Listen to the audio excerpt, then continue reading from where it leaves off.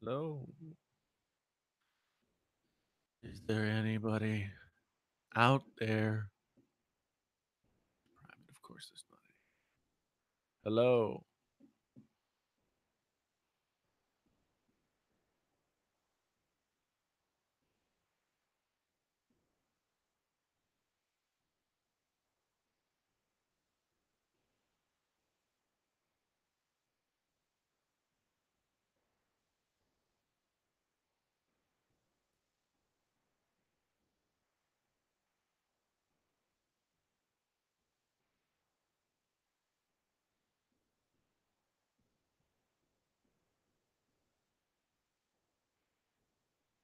I'm live. I'm live.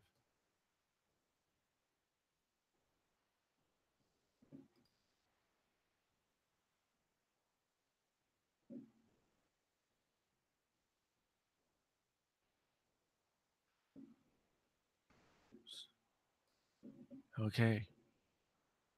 I think this is the dead one. This is the new one. So view on watch page. Okay. John Prosser's coming in. Had to start a new stream. The other one just crapped the bed, man. Oh, good. Yeah. So here we are. Viper and Hefe are coming back. D Nimmin might be rocking in. Ooh, So D. I've yeah, never talked to D. D is a good man. So Yeah, I've never like landed in a live stream at the same time. yeah, he's a good Oh, guy. we're live. Hello, We people. are live. Yes, we are Oh, look, live. he's back. I am back. Yes, indeedy. You John must Prosser like, can't stay away from me. take He a just can't shower or quit something. me. Had to show a nipple. Had to show a nipple. I heard about that, and I don't want to Oh, think you about heard it about the anymore. nipple shows? Yeah, Oh, we heard. some people came over and were talking about your nipples. I don't know why it became a thing to where if we hit 1,000 live viewers, I have to show a nipple. I don't know either. So thus I think far, you're gonna. I think you're gonna need a thing. I think you're gonna have to expose a part of your body. I no, I'm not gonna do it. I promised at 5,000 viewers, I'll show my butthole. You know, that's a bad precedent to start because how long ago was it that you didn't get 500? Yeah, that's true. Well, like, So, what's after butthole though? Like, well, there's no coming back from that. your junk, I suppose. But I don't think that would go well with YouTube. Yeah, it's for a different website. Yeah, the link is back. Yes, we have the Oh man, pepperoni that pizza and man dropping here. money, man. Okay. Yeah, so hey, thanks Nathaniel, appreciate it, man. So, John, how did your Kickstarter go there, buddy? 1,000 Yeah, people? hit 1,000 viewers. I had to show a nipple, and yeah, that was that. Yeah, that's good. That's good. How did it translate over with the views on the new episode? 1,000 views in the first minute. It was pretty good. That's good. In the first minute, geez. Yeah, that's Yeah. why Kickstarter exists. Well, I have another Hangout link. I think this is the old Hangout link. Yeah, Yeah, probably yeah, is. It's also in that. Whoops. Cool loser tech, absolutely. Ooh, Heading for the 200K. I love Cool Loser. Yeah, man, I've watched your videos for a long time. Nice to see you, Richard. I Legend Enoth? Lanoth? I don't know. Hello. That's all I wanted to say. Dr. DeVoe is here. What's up? I was called him Devo. I don't know why. Well, pretty cool. Devo. Devo, Devo. It's all I the think same. because it's like DEVOE. It's like you're stumbling into it. Devo. Yeah, yeah. So it's like the Latin roots thing. I'll wait for him to correct me. Yeah. So we were kind of like we were in between topics. So we were like sort of You're just always in between floating topics. around. So what's the new topic? What's the new topic? Well, we talked. I think last time I was here, we talked about iPhone. Yeah, we don't need to talk about iPhone anymore. We should do everything in our power to stay away from Pixel. Okay. What else is happening? I don't know. I hit 100,000 subs today. That is yes, that is. Has it like set in yet? No, not really. I mean, No. It really hasn't. I mean, we're about an hour away from actually, it's already officially iPhone Day in Australia. Yeah, unfortunately, in Australia, they have to pay like $3,000 for an iPhone XS. Ugh. There, a guy sent me I feel like steal it from a kangaroo. this guy sent me a bunch of Facebook messages today saying that I should do a video on like the international pricing because the US is actually getting all the iPhones for cheaper than everybody else. Oh. Everybody else is paying like some percentage more than what the US is paying. Does that fall under idiot tax? No, I mean it's not even like exchange rate based. It's because they're actually having different price structures. So I haven't looked into it enough to really be educated on it.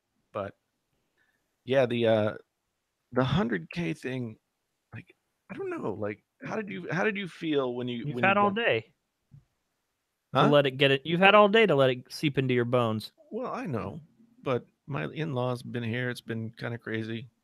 Well, when we hit 100K, it was like the same day where the news stuff happened. Oh yeah, that's right. So didn't really have time to process it. I think when we took the weekend off, that's when it kind of was like, oh, it's kind of Yeah. different now.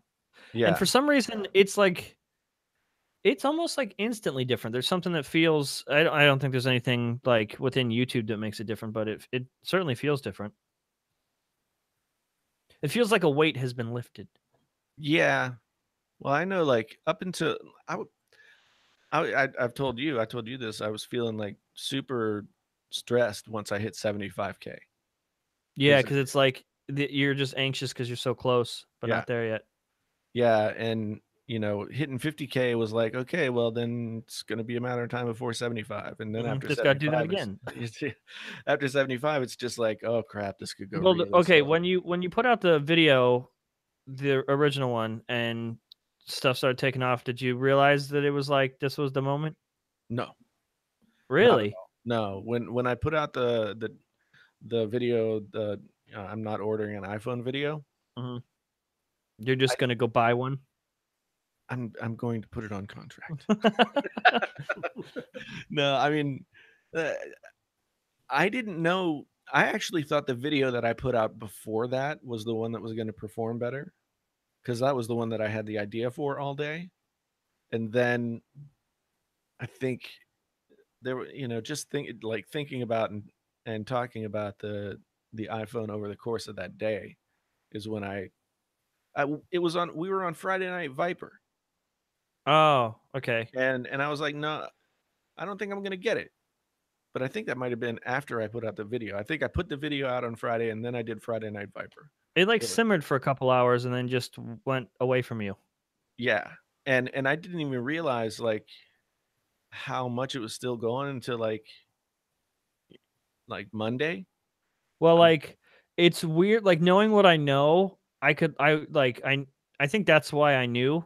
And like I know that the video is gonna last a week. So like after about a week of being up, that video will slow down unless you have another one. Like I think the one from last night's doing well too. Yeah, Yeah, you can usually bank off a video for about a week if it does like extremely well. yeah. So the one from last night is at 203,000. So I mean that's most definitely the fastest I've ever gotten to 200,000 views on a video. It's weird because because it's happening fast, you got to do the same thing that we did, where you kind of get used to your new normal. Right. Like for a while, 10,000 views a show was our normal, and then like we were at 20,000, 25,000 for a second, but I never saw 50,000 like consistently. Like we just kind of passed it, and it's like it's weird because your expectations are still set back like months ago. Yeah. Yeah. I mean, I felt like today was going slow. Like, and then I looked at how many subs I've gotten today. 4,786. Jesus Christ. Can I browse them though? I'm just saying. Yeah, it's like, well, and actually this is like 20 subs behind, so it's really more like 4,800 for the day, which Yeah. I mean, Well, like, I'm curious to see, like, when everything balances back out, I wonder what your new normal is going to be. Like, our yeah, normal now is like 1,000 or 1,500 subs a day. That's normal. We can outperform that if we get lucky, or like if we skip a day or two, it'll sink down a little bit. But like, I'm really curious to see, because you kind of got kicked in the ass. Yeah. So I'm curious to see, like, once everything levels out, where you're at. I don't know. I mean, the pattern for me when I've had big jumps like this is that it'll just go like gangbusters, and then all of a sudden it'll just like it'll peak way up, and then it'll slide back down, but it's always like a little bit higher than it was before. Mm-hmm. This I don't it's hard to tell if this feels like that or not, if that makes sense. Well, that dude, what is his name? Jarvis Jones got 100,000 subscribers in a weekend. Yeah. Oh yeah, but he had that video, right? No, he changed the title of one of his videos. Oh, that's right. Yeah. So I think I was looking at the old chat, so I think I have to get the new chat up. Yeah, You've been looking at the old chat this whole time. Yeah, you might want to update your chat there, buddy. I'm gonna pop it out. I'm gonna pop it out right there. There Looks it like is. you got another sub. You got another one, Jason. Your sub went up one. And I know Viper's why. over here counting by the one. No, you're some guy named Jason Stewart subscribed to you. I wonder why. I don't know. Wait, how do you know a name that's subscribed to you? He just I'm looking says at the right chat. here, your subs just went. Okay, I see it now. He's in the Yeah. chat. He's in the chat. Thank you, Jason. And Andy Tran is back. What's up, Andy? Yeah, we're back in here. We're rocking. So I'm looking. Here's how my week has gone. Last Thursday, I had one of my worst days sub-wise in quite a bit of time. I got 102. Then on Friday, I got 1,998. And then on Saturday, so this is the first full day that the million view video was out, I got 4,677.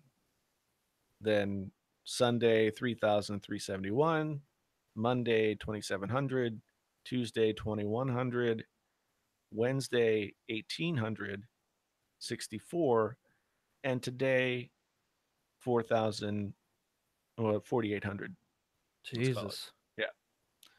So I mean, I guess I could see a place where this could keep going. Like, I'm going to put out an iPhone video tomorrow. Oh, and, it's just, I hit it at, this started happening.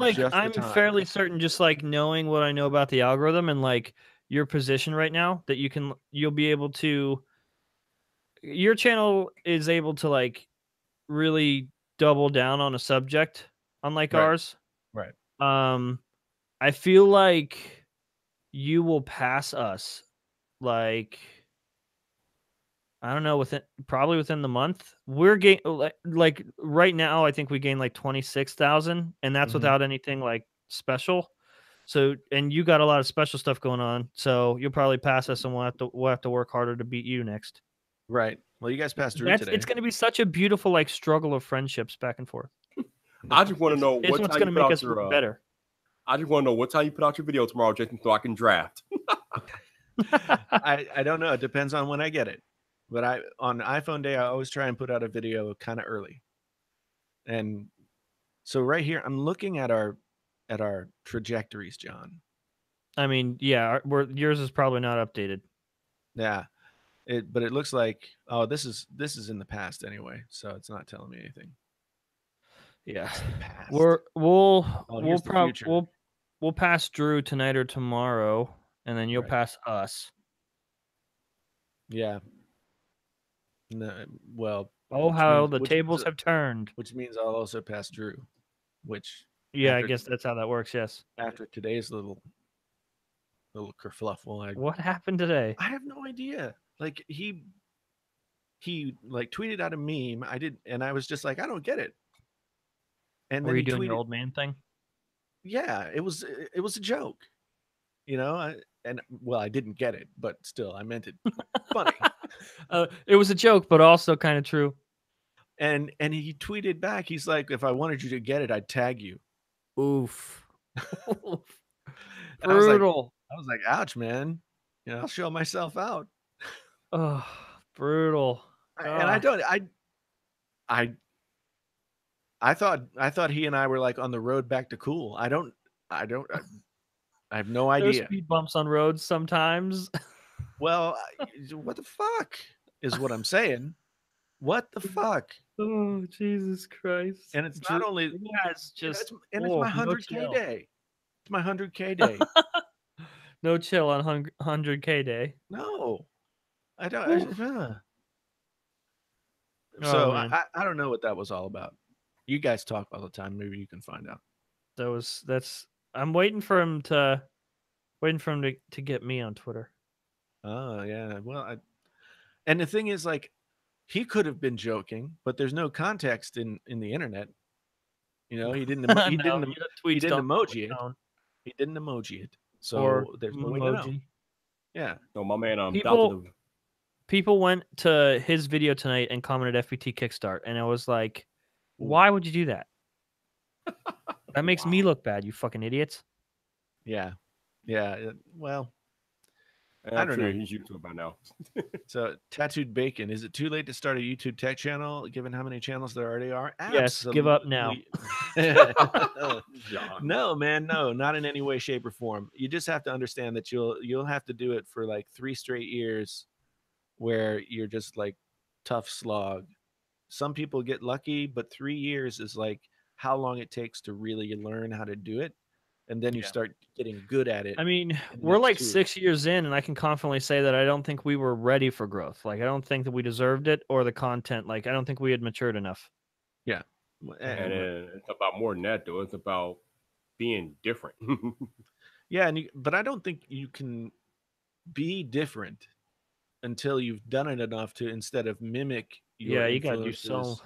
so many times. You then like bring your influences in and start your own thing that's informed by your influences. Yep. So, and that just takes work. It just takes time. So Jason, you are an algorithmic anomaly, because as Dr. DeVoe stated in the chat here, you still live stream regularly on this channel, and yet you are still exploding growth-wise. Well, that's not how that works. Yeah, I everything goes unlisted as soon as it's done. And also, John is frozen.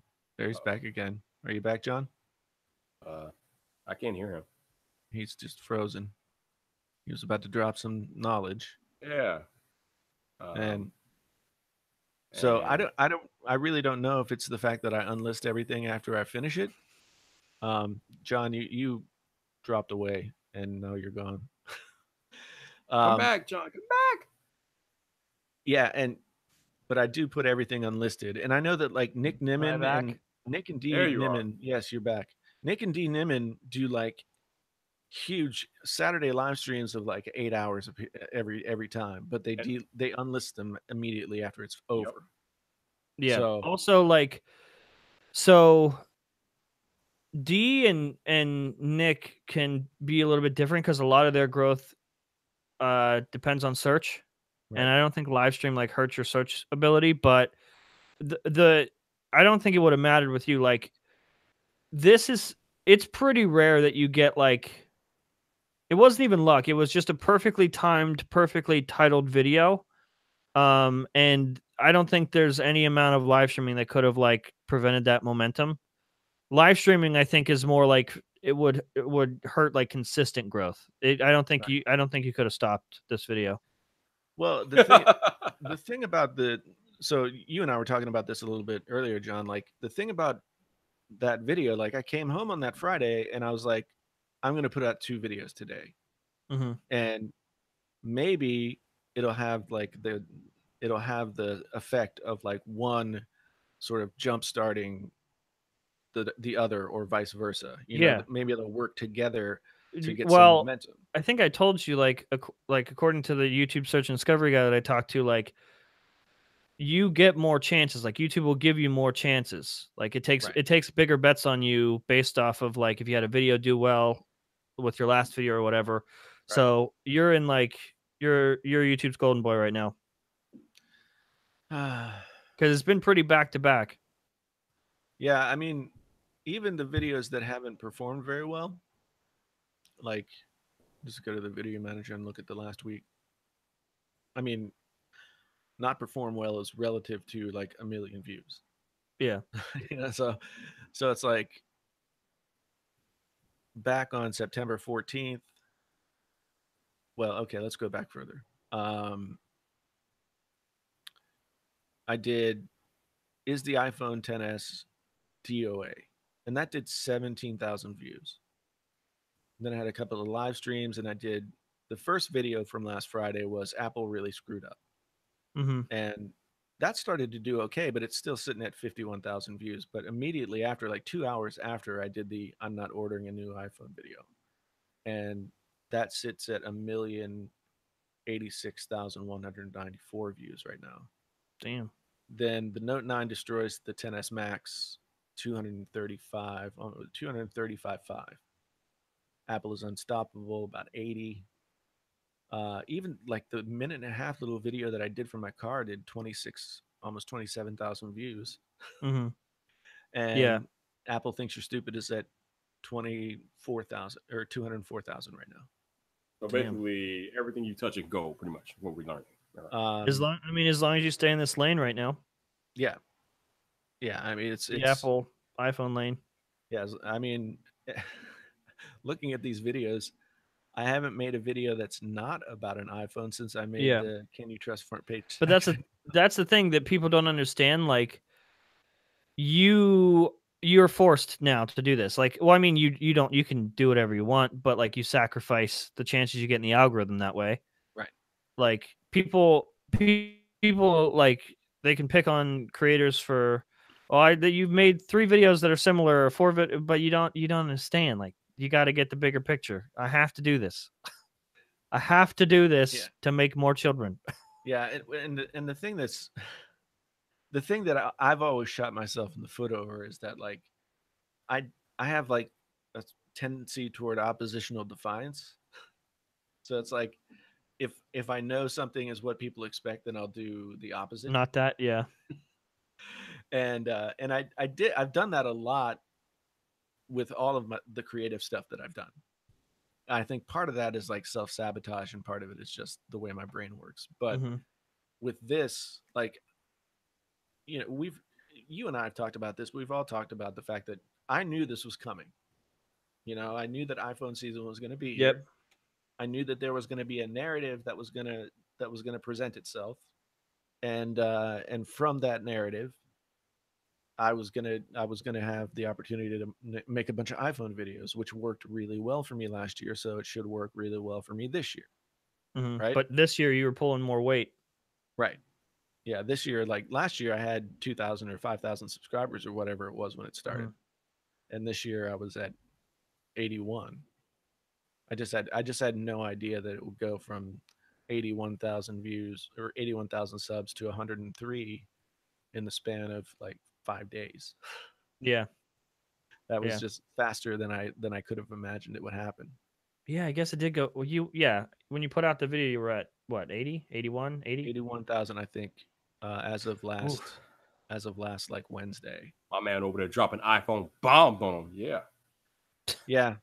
Speaking of iPhone bombs, dude, people hate me tonight. I have a 50% like ratio right now. It might be worse on tonight's show. Yeah. Maybe I thought I was more fair than I've been in a long time, and they just didn't have it. Maybe you're just drafting off my hate. Yeah, maybe that's it. I thought I was really fair. Like, I don't think I attacked anybody. In fact, in the video I said that we respect Lou and all that stuff, and I wasn't trying to go out to him personally, but the audience just was not having it. Yeah, not having it at all. Well, you know, Lou is beloved by. I guess like, do people really hate this that much? Like, are people this angry about the iPhone XR? Yeah. But why? Why would you be angry? I just don't understand. We asked for a cheaper phone. They get a cheaper phone. It's better than expected, and we still are mad. And you're not even going to buy the phone. The people that are mad don't have to buy the phone. Yeah. It's not like it's the only iPhone this year. If it was, then we'd have a problem. But Well, Yeah. John, as you love to point out about eliciting or getting an emotional response, you know that Apple produces the emotional response from people. So yeah, I guess so. Yeah. But like, I usually say something in the show to like trigger people, but I didn't do that tonight. I was a nice boy. well, you said something about a mic drop. Even I haven't watched the episode. You said something about a mic drop, though. Maybe it was a mic drop. I don't know. Yeah, maybe. Yeah. Like Maybe we put maybe it you out just an don't hour ago. realize. It has 965 likes and 456 dislikes. I've never seen that before on our stuff. Oof. Yeah. What can you do? It's, I'm sure it tomorrow happens. it'll be worse. Yeah. I'm looking at my held for review comments right now. This is always a fun time. Whoa. Well, the one video I actually had go micro viral had more dislike than like. So hey, Yeah. So this is here's the first one. Man, shut up. You said you wasn't gonna get the phone, you suck. Idiots. Yeah. Viper, what did you said that your traffic came externally on that video? came from Google search. Yes, What? That's weird. that is very weird. I can't even think of a way to What- explain that. What was the subject? Siri shortcuts? Yeah, how to use Siri shortcuts iOS 12. Hmm. And 51% of the traffic came from Google search. Wow. Man, that's weird. That is You very must weird. have tapped into the old people. Yeah, you're on Google. That would explain that. Jesus. Yeah. Here's another one. You just drove 2 hours to buy a shit apple. Your titles are shit. Unsubbing. Yeah. Yeah. Your titles are shit on subbing. Yeah. There's no capitalization, no punctuation, nothing. No, of course not. Because those are the best ones. Oh. Here's Moo 0198 says, you don't hate Apple, you just want clicks. Oh, I responded to this. You So just want clicks. Oh, you responded. That should be good. yeah, let me I gotta see if I can get to, because it's not showing me all of the responses. I'll try and find it. But yeah, because Wait, you lost your own response? no, it was in held for review, Gotcha. and they don't show everything in there. They only show the ones that are questionable. So yeah, I take it responded yours to a was bunch not of these. one of the questionable ones. Yeah, I responded to a bunch of these. I can't like you sit there and just like make time and just start replying. I will do it for about a half hour, maybe a little bit more if I'm like tonight. My daughter had a piano lesson, 30 minutes, so I responded to a bunch of people who were like, "You're such a liar! You said you weren't going to get the iPhone." And I said, "Well, I can't wait till you put out your iPhone video tomorrow. I mean, Everyone's gonna feel so betrayed. everyone. I mean, I feel I'm pretty sure you said in that video that you felt conflicted because like you kind of have to get one. yeah, and that's what I. That's what. That's what I'm conflicted with. I mean, partially is the fact that like if I take a stand on not liking this phone or not liking the direction that Apple's taking, then am I the fact that I went out and first got an iMac Pro and and then go buy Apple's a new iPhone. unstoppable. Yeah. Goes to Best Buy, buys iMac Pro, buys No, iPhone. Best Buy doesn't sell the iMac Pro. Oh, they don't? That's a shame. I mean, you Where the can hell did get order one it. an iMac Pro from a store then? An Apple store? I had to drive 2.5 hours each way. Oh. Well, But- if you're gonna spend that kind of money, might as well drive 2.5 hours. Well, the thing is, like, so I'd been using a MacBook Pro, 2018 MacBook Pro, and it was totally shitting the bed on me. A So 2018 MacBook Pro? Yeah. Yikes. It was just doing this like Do I have two chats? I don't know which chat is which. Oh, it's the same chat. I was confused there for a minute. Yeah, so it was the fan was running like nonstop all the time when I would like go to record a video.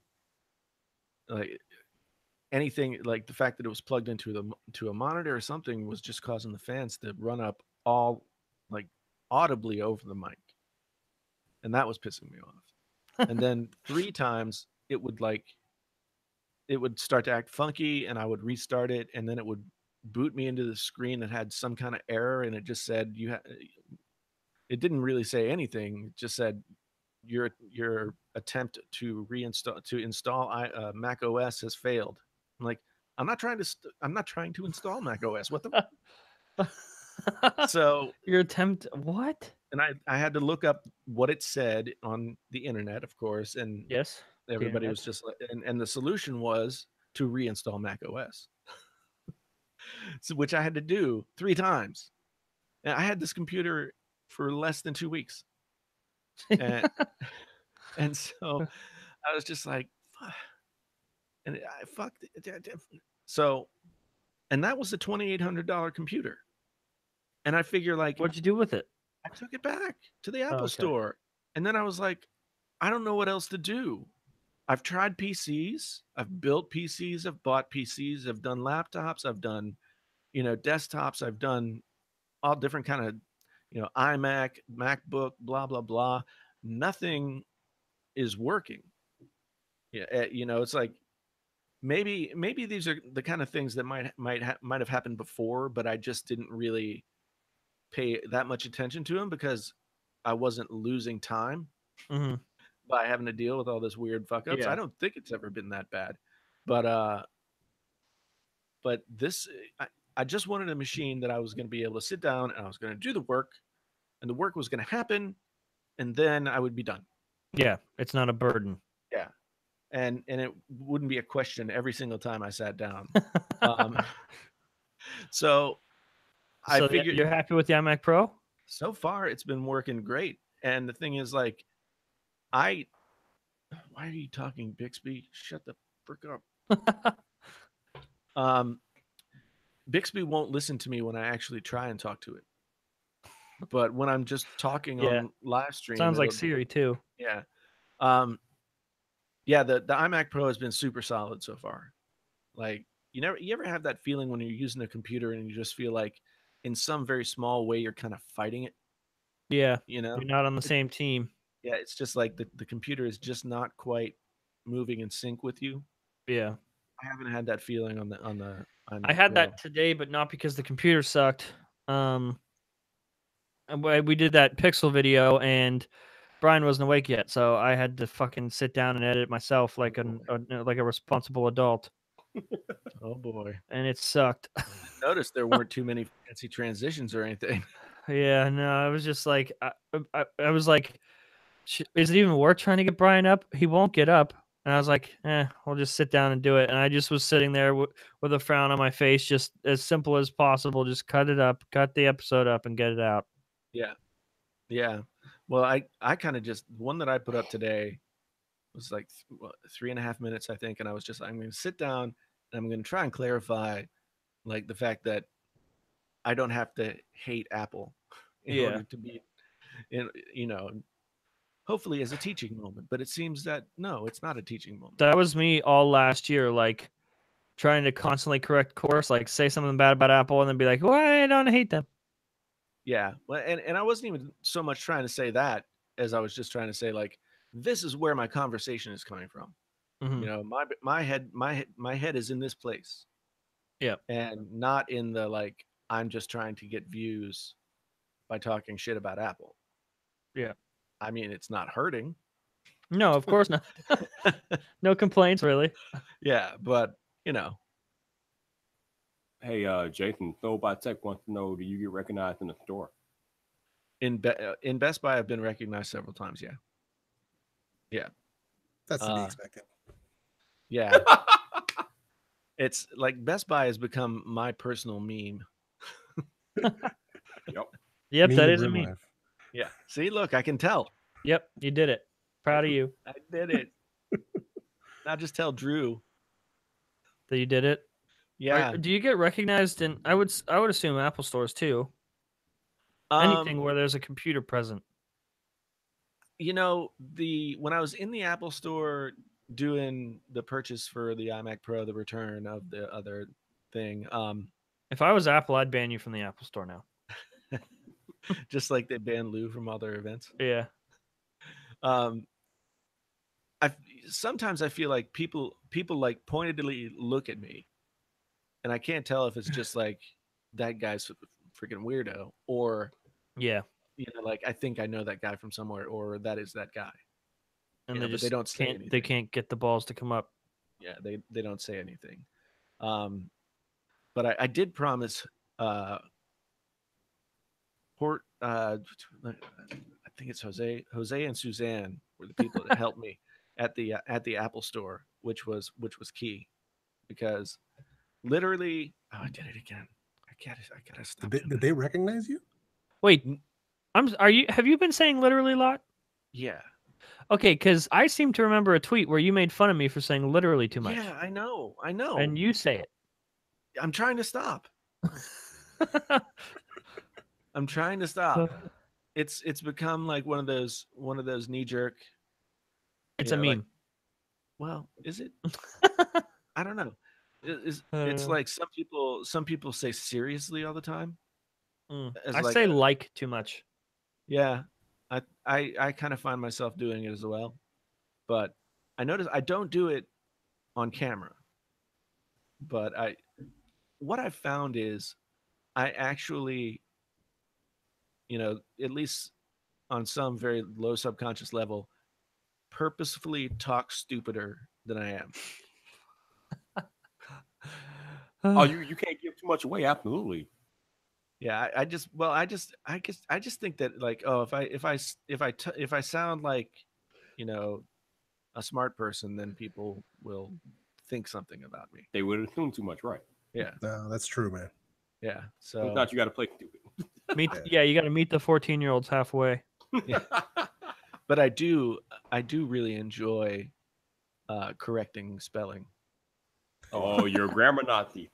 Well, he could do that though. He could bust out the red pen and mark up all them. Well, I don't know how they do it now. I was gonna say mark up those papers, but I don't think they write anything, right? Kids don't write anymore. They do it all on a Chromebook or something.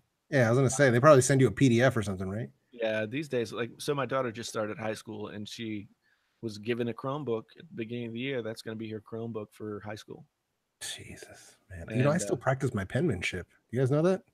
Oh my God. I still do it, man. I still write cursive and stuff. Yeah, man. It's just because it's stuck with me, and I take pride in having good handwriting. So it's something like you choose to do. Yes. Gotcha. Yeah. My hand. Well, then I feel like it's not. I feel like it's art at that point. Sort of, yeah, right. Almost like it's not calligraphy or anything like that, but it's just like to make sure that people are going to be right. Well, think about that. You might cause at least 10 more people to write in cursive because you kept it alive. You know what it is. My man is practicing for when he gets famous. I practice my signature, bro. So,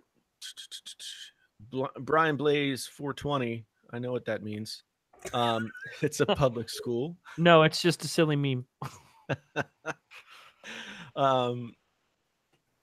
Writing does work your brain. I'll go ahead and let this be shown. I find that I am much more articulate when I'm writing. Yeah. Oh yeah, you get more time to think. Mm-hmm. Yeah. Well, writing is like a sport, though. You know, if you do it often, if you do it, then you're going to get better at it. It's like the way that I talk to my students about it is like, well, if you're not a comfortable writer and you don't do it, then when you have to write something, you feel like you're starting to run a marathon and you haven't trained, right? So you've got to actually like do it and make it easier for yourself, like before you can really get up and run the whole race. But most people don't want to take the time or the effort to actually do something and build a skill. Yeah. What do you teach again, Jason? I teach creative writing at the med school here at the University of Iowa. I do a lot of different things. Look, John's frozen again. I'm not frozen. No, Am I frozen? Oh man, Is it's this- You're is sitting there staring. I was reading mean comments about me, so that's cool. I was like, I wait. didn't know what you taught. In fact, I think I was talking to Brian yesterday and we were trying to figure out what you taught. Yeah, I teach creative writing. I thought for sure it was political science. No. No. I would say history. Oh, there Since you you've go. been around for so many years. Well, you know, Get it? at 203 going on 204. I was there. University of Iowa. I probably shouldn't tell the internet that. Uh-oh. But Yeah, you know, that was a mistake. Yeah. Yeah, don't say it on one of the million view videos. yeah. No, I And won't. for the A love of bad God, combination is pissing people off and then immediately telling them where to find you. Yeah. And Yeah. whatever you do, don't pull a Daryl Eve, bro. Don't do it. What did What Daryl Daryl Eves Eves do? Man. Oh, you don't know what Daryl Eve did? Nope. No. He pretty much put his phone number online for the world to see. Yep, during the Niman brothers one of their live streams. Oh, by I was accident. watching that stream. Yeah, Yeah, by I didn't accident, notice the yeah. phone number though. Yeah. I didn't notice the phone number. Viper was Johnny on the spotlight. He was like, "Ooh, that's not good." No, not at all. Thank you, John. Like, yeah, they basically immediately killed the stream, unlisted it, and then restarted the stream. Yep. Because it got mad awkward. I mean, I would So was that when like, when they I announced would that just- you won, or was it a different time? Jeff, What's up? was that when they announced that you won the? Oh ticket? no, that was the trick. That was the dream. That was the week before. Oh, Yeah, okay. that was where they announced that they were going to do the giveaway. Okay. Okay, that makes sense. What were you saying, John? I was wondering, like, so they to prevent any further damage, or Yeah, basically. I hope he changed his number after that. Like, just Oh, I hope took so. no chances. I mean, it's just a cell phone. Yeah, it's just a self. Didn't you have someone fucking with you? I figured out that it was iMessage. They were sending it to my email address, Nice. which is my iMessage Ah. address. So Nice. they still are sending me messages every once in a while. I changed my phone number twice this year. Well, I Jeez. when I went to AT&T to start my business account, I am using that phone number now, but I've used the same phone number since. We got to get a John Posner burner phone. Yeah. Literally, like, I just go on and be like, I need a new one. And they're That's like, it. okay. Yeah, I've had the same number since we moved to Iowa and changed from the carriers that we had AT&T, or no, we had something else when we were in West Virginia, and we changed to AT&T, and that would have been like 2006. So I've had the same number since 2006. Nice. Yeah. I Yeah, kind of feel guilty, like I'm cheating on it right now. I had to change my number because some dude keeps using my some dude who owes a ton of money to a bunch of different places. And he kept giving away my old phone number. I had it forever, and then all of a sudden I started getting calls from, like, what was it, like a parole officer or something like that. And I was like, okay. I told the dude, I was like, listen, this dude has been We're here to giving away pick my you up, number. Jeff. Yeah, basically. But the dude's name was Jonathan, right? So they would call me and they'd be like, "Yeah, we're looking for Jonathan."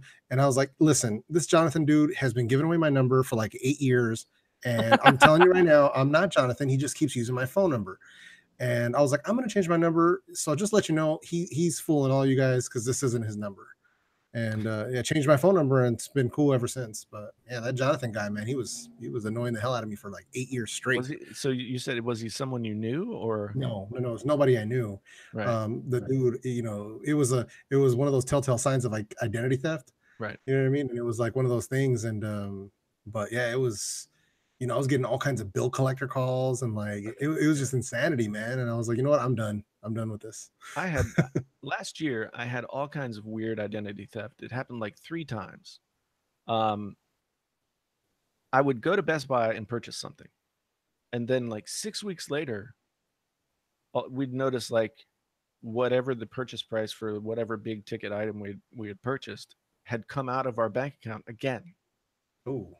And so we'd go to the bank and we'd be like, "Look, we had something that we purchased for that amount here, but it was taken out of the bank, and now it's been taken out again. So what's going on?" And they never could. They claimed that they tried to work with Best Buy, et cetera, and figure out what was going on. But somebody was basically somehow representing purchases that we had made and either What? taking the like actually getting the stuff or somehow taking the money or something. But it happened it happened 3 times, and finally on the 4th time the bank was like, well, we've talked with our people, and we're not going to give you any more debit cards.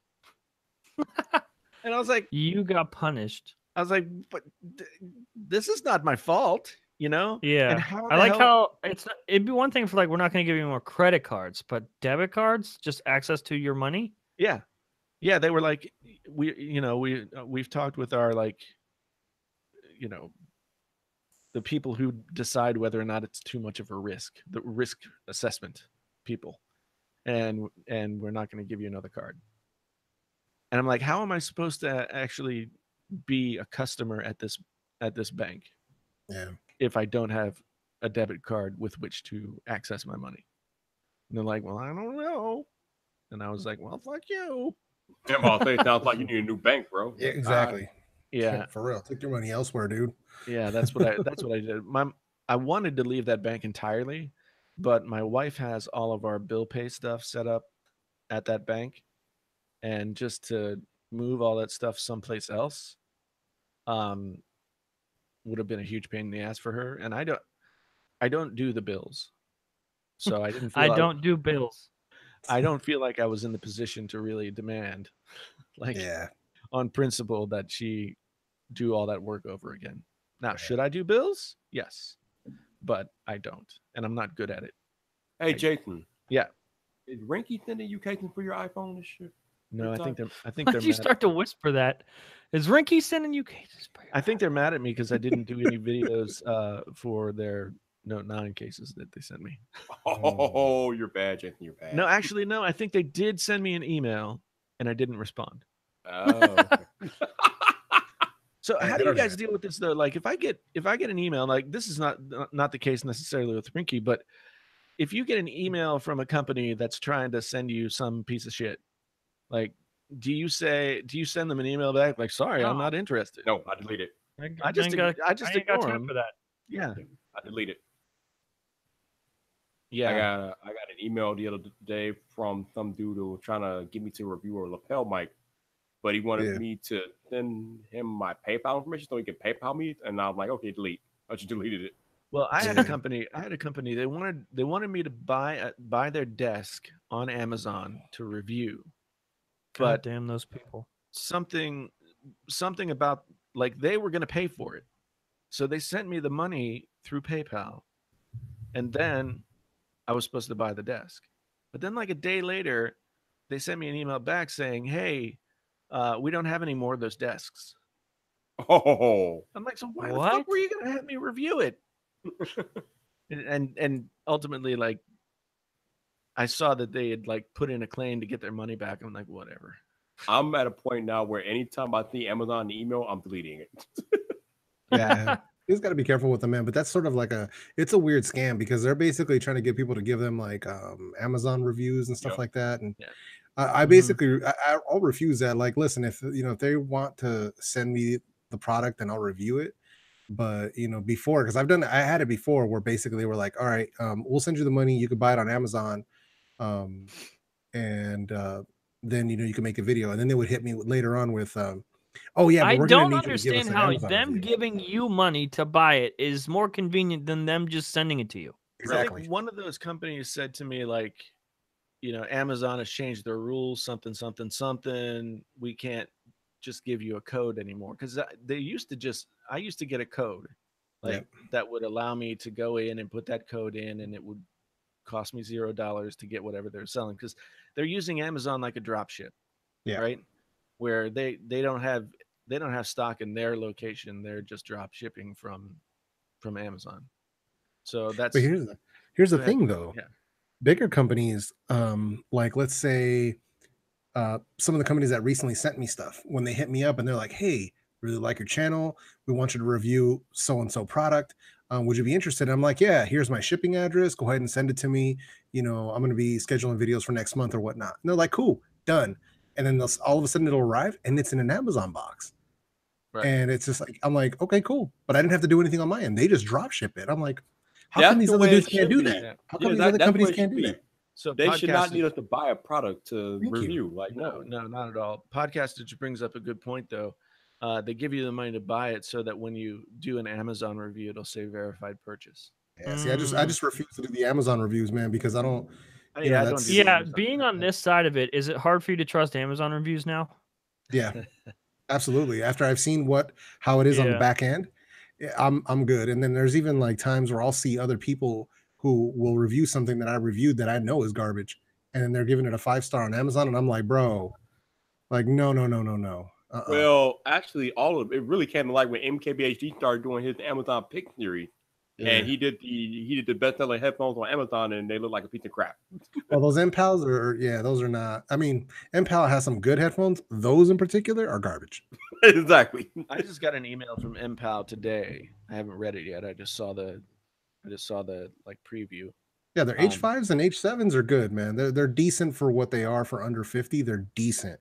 Yeah. But yeah, those ones that he reviewed, those red and black silver looking ones, those things Yeah. are We had an angel investor reach out to us about investing money into Front Page Tech. Like he's an investor for like Trevor Noah and a bunch of stuff, like verified. Like he was the way the email was clever. He was like, if you want to know more about me and like my background, just Google me. And the first thing that comes up when you Google him is like top 10 or top 100 most powerful investors under 30 or something. He was in the list, and I was like, holy shit. nice.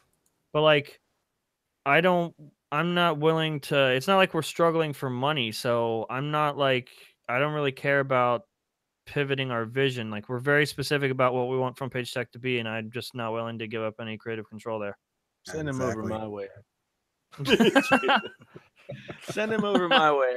I need some, Travis, do you want the link to come back in?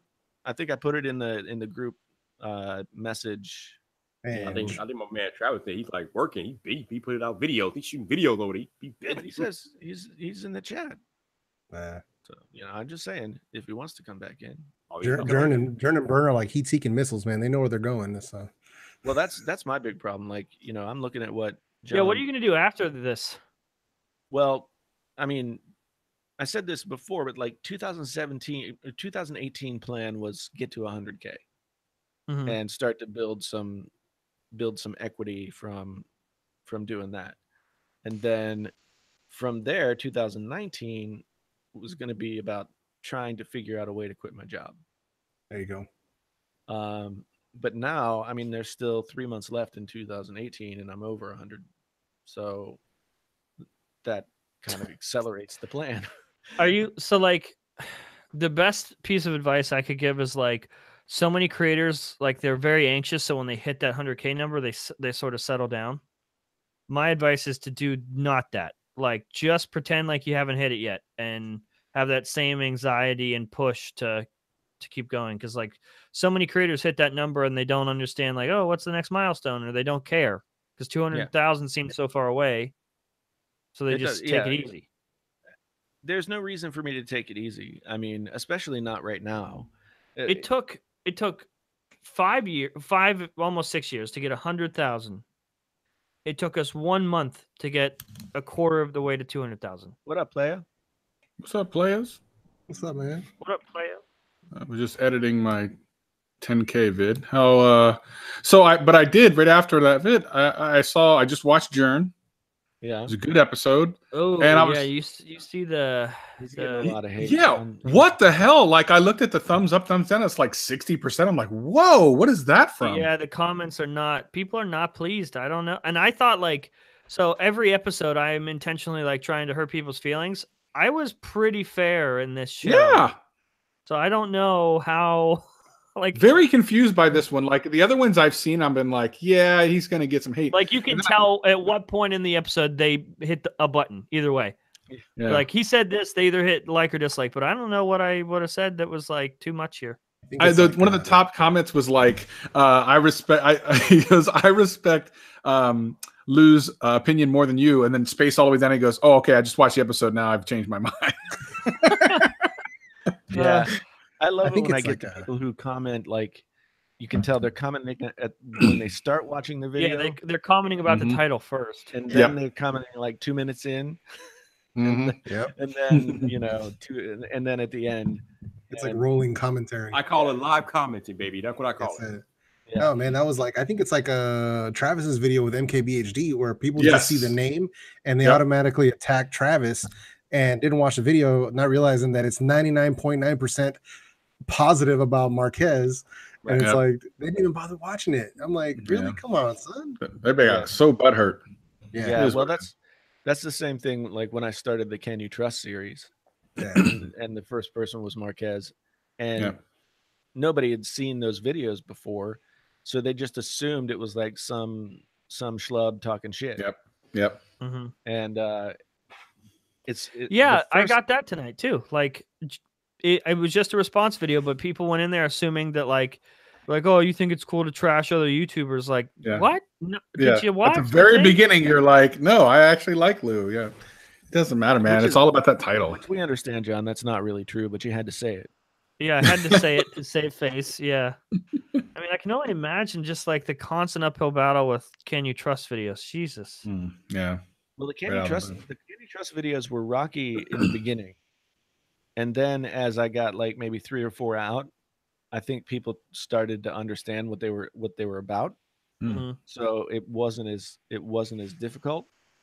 The weird thing about the Can You Trust series though is like I would have thought that the ones that were more negative would perform better, but they did not. Well, I mean, I don't know if that's a hard thing to like compare because I judge a video on whether it does well. Like if it tanks, I don't blame the content of the video. I know that I did something wrong. I titled it wrong, or I had a bad thumbnail, or just like that's what I see. Like if a video underperforms, I'm never like, well, it was something I said, or there was nothing. It wasn't good. Like the episode wasn't good, because the episode doesn't need to be good for it to perform well. Like people are clicking on it before they actually watch it, so that's what I judge it on. Yeah. It's a lot of people have been like saying, "Oh yeah, you and your clickbait titles and thumbnails and blah blah blah." It's like you just want people to click your video. I'm like, well, yeah, absolutely. What am I doing here? You know, what the hell anything that makes them want to click, they just get angry. Like, oh, I clicked this and you made me do it. Yeah. Well, here's the thing, and then people don't know. The average viewer doesn't understand the difference between clickbait and click-worthy, and anything they think that makes them click and then they're not happy about it, they call it clickbait. It's like, no, if I would have clickbaited you, I would have put a bunch of like half-naked women on the thumbnail, and then talked about freaking Apple or something. It just that's clickbait. They don't understand that difference. To me, it would need to be like people are throwing the word clickbait around for what is actually supposed to be a bait and switch, and I've never done that. I mean, exactly. That's what clickbait is. It's just a classic bait and switch. Literally. Nobody really seems to be making any differentiation between. No, it's just like, did I feel like I needed to click on this? Yeah, then you must have clickbaited me. Yeah. They don't understand the difference between clickbait and click-worthy. I really wanted to use the title the iPhone XR is not depressing, but I think Viper used that last night, so I didn't want to use that. Well, actually, I bet you Viper would have liked that because maybe his video would have got related to yours and got some of them tasty views. So that probably wouldn't have been a bad thing, actually. Yeah. Well, it's just really weird. Hey, look, I have a Michael Jackson Zippo later. That's bad. It is, literally. Yeah, literally. I know. The album art for bad. I know. That's the joke. I got you. I never light anything, but I don't know I have this, but I do. So, like for the video that I put out yesterday, Apple Thinks You're Stupid is the title, right? Mm-hmm. And the thumbnail says, "Don't pay idiot tax." So many of the comments that I got in that video were, you shouldn't be telling people they're stupid. I'm like, wait a minute. I didn't say they were stupid. I said Apple thinks they're stupid. Yeah. I don't even. That's why, like, after a certain point, I'll watch comments for like the first couple of hours and just kinda Yeah, keep up with what's I'm going gonna be on. honest. You know how I was struggling with like just the overstimulation of noise. Yeah. I stopped looking, and it's literally like one of the Night most and day, huh? liberating things ever. Like I Yeah. just go into the day knowing that my job is to just put a show out. That's what I got to do. There Yeah. you go.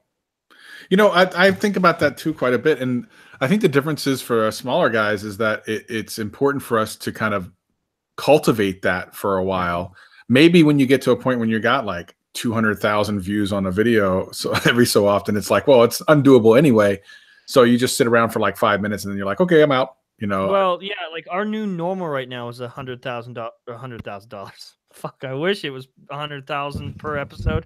100,000 views per episode. So, and I don't mean any disrespect to the audience because there's a lot of, I'm sure there's a lot of really great stuff in there, but like there's a certain point where it becomes noise, like positive or negative, it's just noise. And I'd Yeah. rather focus on just like doing the show instead of letting any of that impact my day. If it's good or bad, just sort of just stay the course and put out a show for them. Like anything that I also really try to stop replying to stuff. Like why would I take time to reply to one person if I can spend my time addressing tens of thousands of people in an episode? Yeah. So I just put out a show. That's it. There you I go, love man. how he says that his new normal is 100,000 views when he has 120,000 subscribers. yeah. Well, what do you want? I mean, I don't know what my new normal is 1 million. I heard that. I don't know. I mean, honestly, like the 1 million thing surprised me a lot because Yeah. I We mean, don't even have a million view video. yeah, I know. I looked. Okay. Yeah, we Dang. don't have one. Yeah, I know. We looked. Yeah, no. No, I think when it got to like 750,000 and it was only a few days in, I think that's when I was like, oh, this could hit 1 million. Yeah, if it's a set, dude, if you had 750,000 and you still know you got like the rest of the week, again, videos don't die. Like if they're going, especially if it's going at that sort of velocity, just know that you got that for a week. Yeah. At least. That's why I'm wondering, like, so it's been 24 hours since I released the Apple Thinks You're Stupid video. And it's got 210,000 real-time views. Jesus. So I'm wondering what that's going to do. I mean, because it could just die. Like right now, it's only got in 1 hour 1,400 views in 1 hour. But is this a weird hour? You know, are people sleeping? Yeah. I don't know. Like I think your new normal, like when all this settles down, you'll probably pull a consistent 50K. Yeah. Like when it all settles down, I think you still got room to milk this. Yeah. I think you're right. I mean, what I'm hoping at Just this put point, out a video tomorrow. Yeah, iPhone exactly. 10s sucks. The next Yep. day, iPhone 10s Max sucks. It all sucks. Everything sucks. Well- Especially tomorrow, because everyone's gonna be looking after they, have their stuff in hand. well, At the least some thing is, people will. I'm scared of tomorrow. D. Nimmons in the house, by the way. Oh, Hey! Demon. I'm What's scared. up, everybody? How's it going, man? Oh, First of all, I just want to congratulate Jason for hitting this awesome milestone. Man, seriously. Thank you're you. on Seriously. fire, brother. On fire. Yeah, it's been an eventful most of a week. It's- like that's the thing. It seems like it seems in my head like it's been going on for like 2 weeks. But then No. I looked at the calendar and I'm like, oh no, it's just last Friday. Yeah, dude. It's fast, dude. Yeah, and so I'm trying to figure out, like, I want to keep hitting videos, right? So hopefully this Apple Thinks You're Stupid video picks up momentum where the other video that got, that went viral sort of starts yeah, to dude, drop that's when the off. pressure's on because you got decay rate of a week, so you got to land another good one. Well, and I think 210 views in a day is good. No, it is good. You just got it's. Hopefully, it doesn't sizzle out. Ours tend to do that. Like we got to crush it in the first 24 hours because nothing really happens after that. It's weird because like, so I quit Morning Fame. Like I canceled my subscription, but I still keep getting emails. Yeah, because it won't get canceled. It won't shut the fuck up. I don't know why, but we put out a video like in the Pixel 3 one. It was picked up in all the news articles and stuff. So that was like our record. Like that video got X amount of views in the first 24 hours, and that was our record. And then the next 3 days, we beat it again, over and over and over again. And like, it's crazy that like just like our #1 record right now was from its last Friday's show. Right. And it was just like, it wasn't even a special show. It was just kind of normal. I'm pretty sure the title was an afterthought. And it was just like, what do you want? Like the videos that I really work hard on and think are going to do well, don't do anything. Yeah. And then the ones that I like That's care the way very it little goes, about man. and just hope for the best, they take off. I don't know why. Yeah. That's the way it goes. Yeah. By the The way, one- hi D. First time talking to you. That's right. How's it Yeah, going? First time face to face. Yeah. It's good, man. It's good. Yeah, it's this FaceTime. Look at it. I'm looking at your What's- lovely what face time right is now. It's 11:55 a.m. It's basically the crack of noon. I'm like, for some reason, Brian and I have been talking about this. I'm like fascinated by Not America. Not Yeah. There's a lot of that. So Yeah, you know I'm gonna move in with you and see if I like it. You are, dude. We will build an empire over here.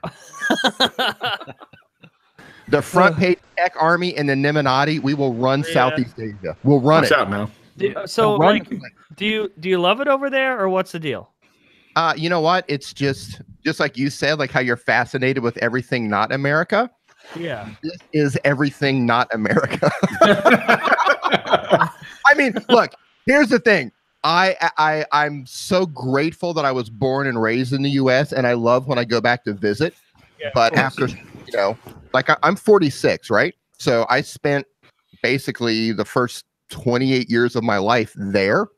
And then I started traveling a lot. And I was like, you know what? I just spent like the majority of my life in the US. I'm going to spend the rest of my life outside of it just to have for the experience.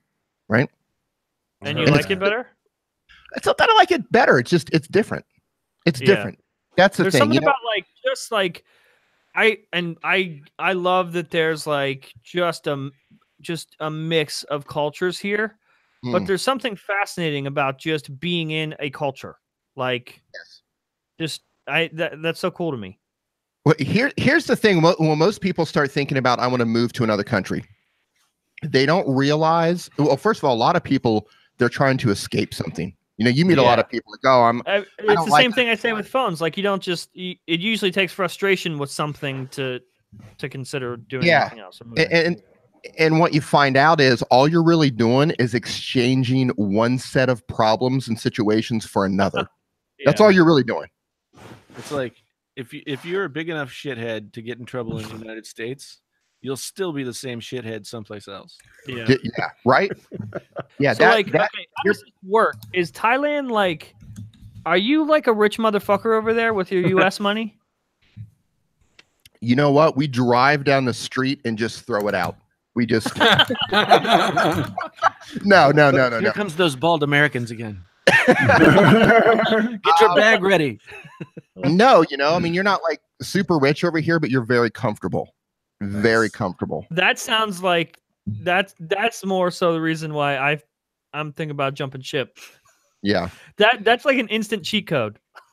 Yeah, it's the cheat code exactly. And It's like I'm working hard. I'm doing pretty good in America, but if I just like jump ship, that's instant success. your money. Where are you at in the U.S.? You're in Ohio, right? Yeah. Okay. So your money would probably go 4 to 5 times further over here than it does. Oh, make me a space at your house. Yeah. Right? I've got a sofa right over here in the studio. You So can take- that's what's fascinating about like being able to do this online. Like you can make American money and Yes. spend it in Thailand. Like I think that's why I'm fascinated because it's like a cheat code. Yeah, it is. Absolutely. Yeah. But Hey, you know, how much is that the studio you got there? Like, how much is it a month? uh, Equivalent. Equivalent, yeah, whatever. Equivalent $300. Yes. Dude. Oh. Let me just put this in perspective. Oh, this is really painful, D. Oh no, it's about to get worse, right? Bend over, guys. I'm about to give it to you. So, D don't give it to you. I want to point out I'm gonna give it to you. D's gonna give it to you. Dave Hominy says Ohio is stupid cheap. I think we could just stop at stupid, dude. Well, hey, Very funny.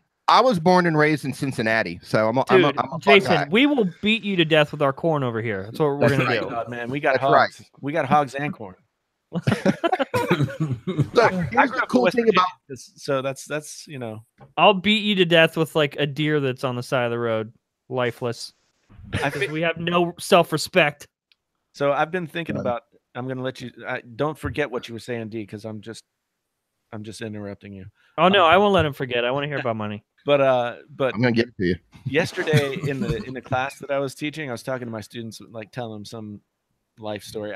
I sit in my class and I just tell stories. That's not what I'm supposed to do. Of course, That's what I do. And Like, I want to hear about this one time I had 1 million views on YouTube. yeah, and I came up with. I've been planning on writing a memoir, and I came up with the title. That's such by an old accident. man thing to say, dude. No, I mean, memoirs are for young people too. No, But go on. so the title is Half a Hillbilly. Half a hillbilly. Yeah. I can relate to that. Yeah, because literally I grew up like half of my time I was in the woods with my dad, and then my dad like fucked off somewhere, and and I ended up like living in New York City and doing all this other stuff. But like I said earlier, I went out for a celebratory dinner for the 100K. We went to Texas Roadhouse. Nice. So, and that was my choice. Those biscuits, man. Yeah. Oh man, the bread is so good with that Oh, cinnamon man. butter. Yep. Anyway, D. Sorry, I Yeah. broke Well, your. you know what? I love Cracker Barrel. Oh yeah. Oh yeah, man. Cracker Right. Barrel was the best on tour because I always had at least one person that was a vegetarian in the band. Mm. Cracker Barrel was like the place where the vegetarians could get food. So Hit it, D. So once you're gone, so when you move abroad, right? So there's Mhm. two ways that you can prove this to the IRS, but you can either pass the residency test or you can be gone for a certain amount of days per year and you get a tax break. They keep raising the amount every year, but it's around $100,000 this year. So everything under $100,000 you don't pay taxes on, plus you get to deduct expenses on top of that. So in addition to your money going further, you pay virtually no taxes if you set it up right. Hmm. So like- your money goes even further. So okay, so I've only seen like a certain angle of that studio. What kind of studio are we talking about for $300? Okay, so what we have here, this is I don't even know what the size of it. It's like the size of maybe 2.5 or 3 good sized master bedrooms in the US, right? And what it is, it's an $300. empty condo, right? It's just a shell of a condo. And we just came in here and started building different sets. It's bare bones. We have a tiny bathroom, a tiny Hand me kitchen, both. and it works. What like so? You have like a mortgage over there? Do you pay rent? For this particular place, we're just paying No, like rental. your actual houses. We live in condos. So the laws here, as a foreigner, you're not technically allowed to own the land here.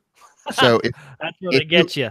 that's Oh, where darn. they get right. But okay, so you can legally do some mumbo jumbo and own a house, but you have to do some trickery with the land. So they do let you buy condos as many as you want. So You just So can't own most- the grass that it's on. you just can't own it. Right, exactly. So most of us own condos.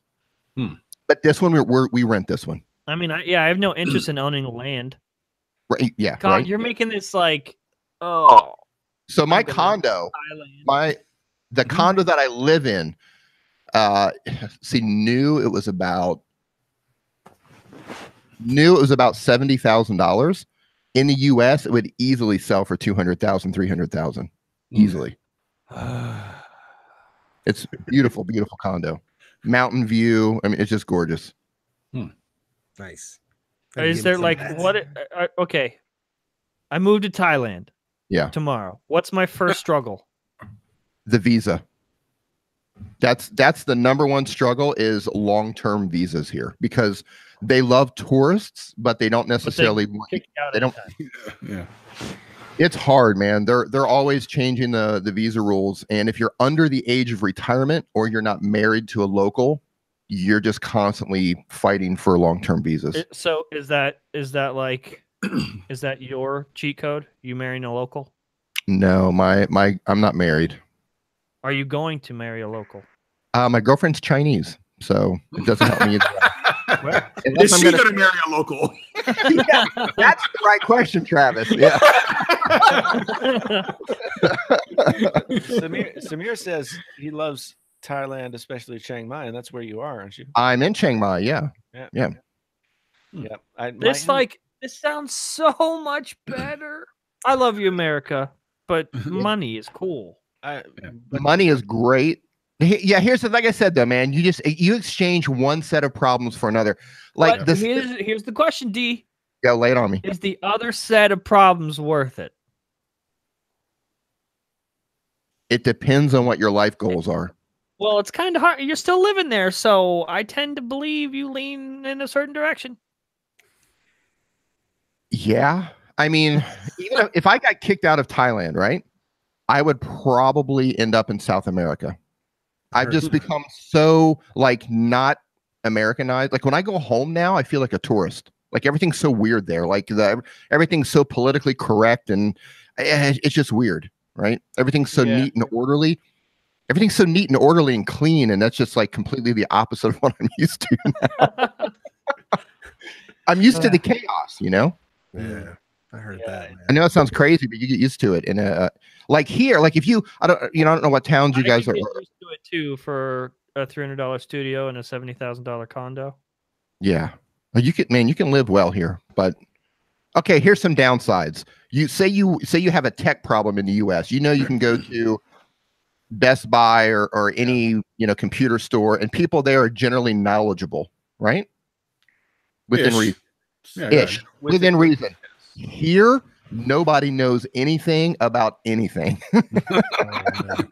You are on your own. So, like, if you go somewhere, including the hospital, and you haven't done your research, like you're in for a ride. I need my appendix out, man. I went on Wikipedia and they told me to need my appendix out. No, Travis, that happened. That happened to me. Exactly. I swear to God. So this happened about 6 years ago. I had to go to the hospital, right? In emergency surgery in the hospital, right? And I go in there and they're like, oh, your appendix is about to rupture. And I know from my past history from dealing with the doctors here that it may or may not have been ready to rupture. so I had to contact a friend of mine who was gone through the surgery. And I'm like laying on the bed, like literally crying my eyes out in pain. And I'm Google says I'm near death. Yeah. I'm like, hey, the doctors are telling me my appendix is about to explode and I'm going to die. What were your symptoms? Oh, God.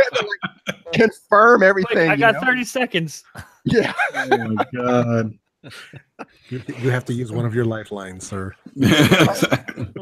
But the trade-off was I got my appendix removed. I was in the hospital, a great hospital, private room for 3 days. It was like $2,000. Nice. That is nice. Wait, like uninsured? You're just like, here's $2,000? Yeah. What? Oh, fuck. You know how many people don't go in ambulances anymore because they're too expensive? Like, no. We'll drive. I lived to the hospital one time. It's true. Oh, That's absolutely true. Yeah, sorry. Dude. You know how much they charged me? I owe right now $3,000 because I went to the emergency room where they didn't find anything, but they administered Tylenol. I owe $3,500 for that. Dude, I'd be like, fucking call me an Uber. Just right. Right. I drove myself. Terrible. Dude. Yeah, so our pharmacies are great over here. You can pretty much get anything in a pharmacy, like 24 hours a day. Just over the counter? You just walk in and say, hey, I want some. That's a dangerous game. Oh, yeah. It was like that in Mexico. Yeah. But you know what, though? It's a dangerous game, but we don't have a problem here. Dude, I'd be hopping around on like my dick as a pogo stick on Viagra. Just be like, can I get it? Just hop around. I'll just walk. I'll just use my third leg.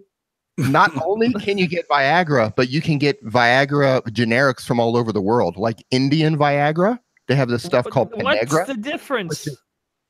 Okay, how much and you pay why for do you Viagra? know so much? It's curry. It's curry flavor. Because I like to party, John. I'm in Thailand, man. Come on. What are you talking about? And D's the same age as I am, so I know where he's coming from. Dude, I was. Oh God. Okay, tell me about the different Viagras. Go ahead. Okay, how much you pay? I know one of you guys have bought Dude, Viagra. I don't know. Somebody, come on, throw it You're at the me. one who brought it up, man. John's 25. That's why years this old. was fascinating. I wanted to try it at a Okay. lower cost. I can get a 4-pack of Penegra from India that works better than Viagra, right? $2. I just what? $2. Just Man, that's a whole dude. week's worth of fun. Dude, just like imagining D like doing the A/B testing. Like, here's the Indian Viagra. No, And then here- now, but look, here's the good news. You can take one of the new iPhones and then measure it. so there's But the only, channel only if it's the that I XS do. Max, though. Yeah, there's the channel Dude, if that I feel like with that much freedom, I'd pop like 2 and have a heart attack and die with a boner. that happens. That I happens. know. So when I was visiting Mexico when we went on that vacation, Oh no.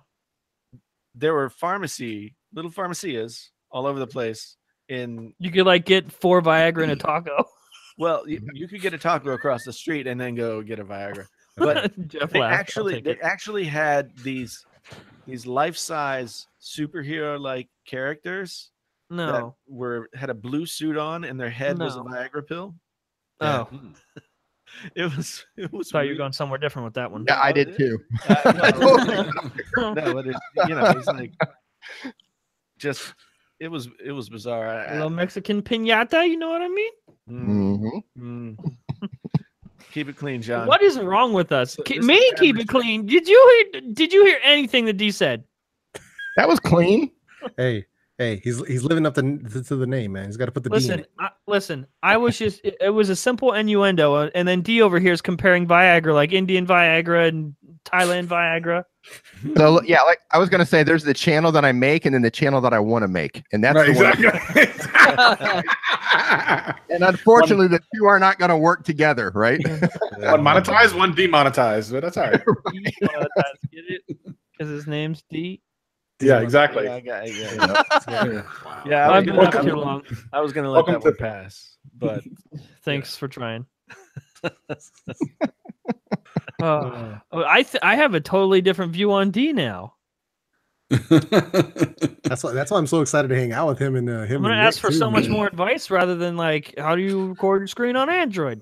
Yeah, that's boring stuff. Yeah. Yeah. He knows the real stuff. You get the small window. Here's how to charge your phone with your dick. first you got to get 4 Indian Viagras. You That's have right. to be able to feel the energy coursing right. through your body. Take them all and then sleep with your phone standing on top like it's a wireless charger. Ugh. Yeah, you know, Asia in general is just really wacky about all that stuff. You know, Yeah. like if But you guys like, ever there's no drug epidemic over there? not like in the US, no. They Really? the biggest problem they have over here is they have like a cheap version of methamphetamine, of like meth basically. Yeah. It's a really cheap version, but it's mostly like confined to It's like, like you the know, Indian generic version. Yeah, exactly. Indian generic version, right?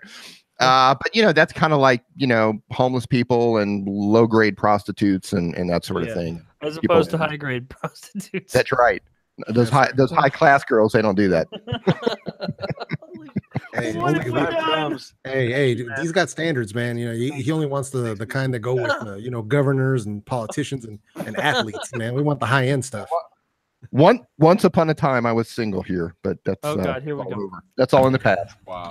Yeah. It is off control. I That's a don't story think we for need to another break out time. the stories. That's Yeah. a story for another time. Hey, baby, you want to see my $300 studio? That's right.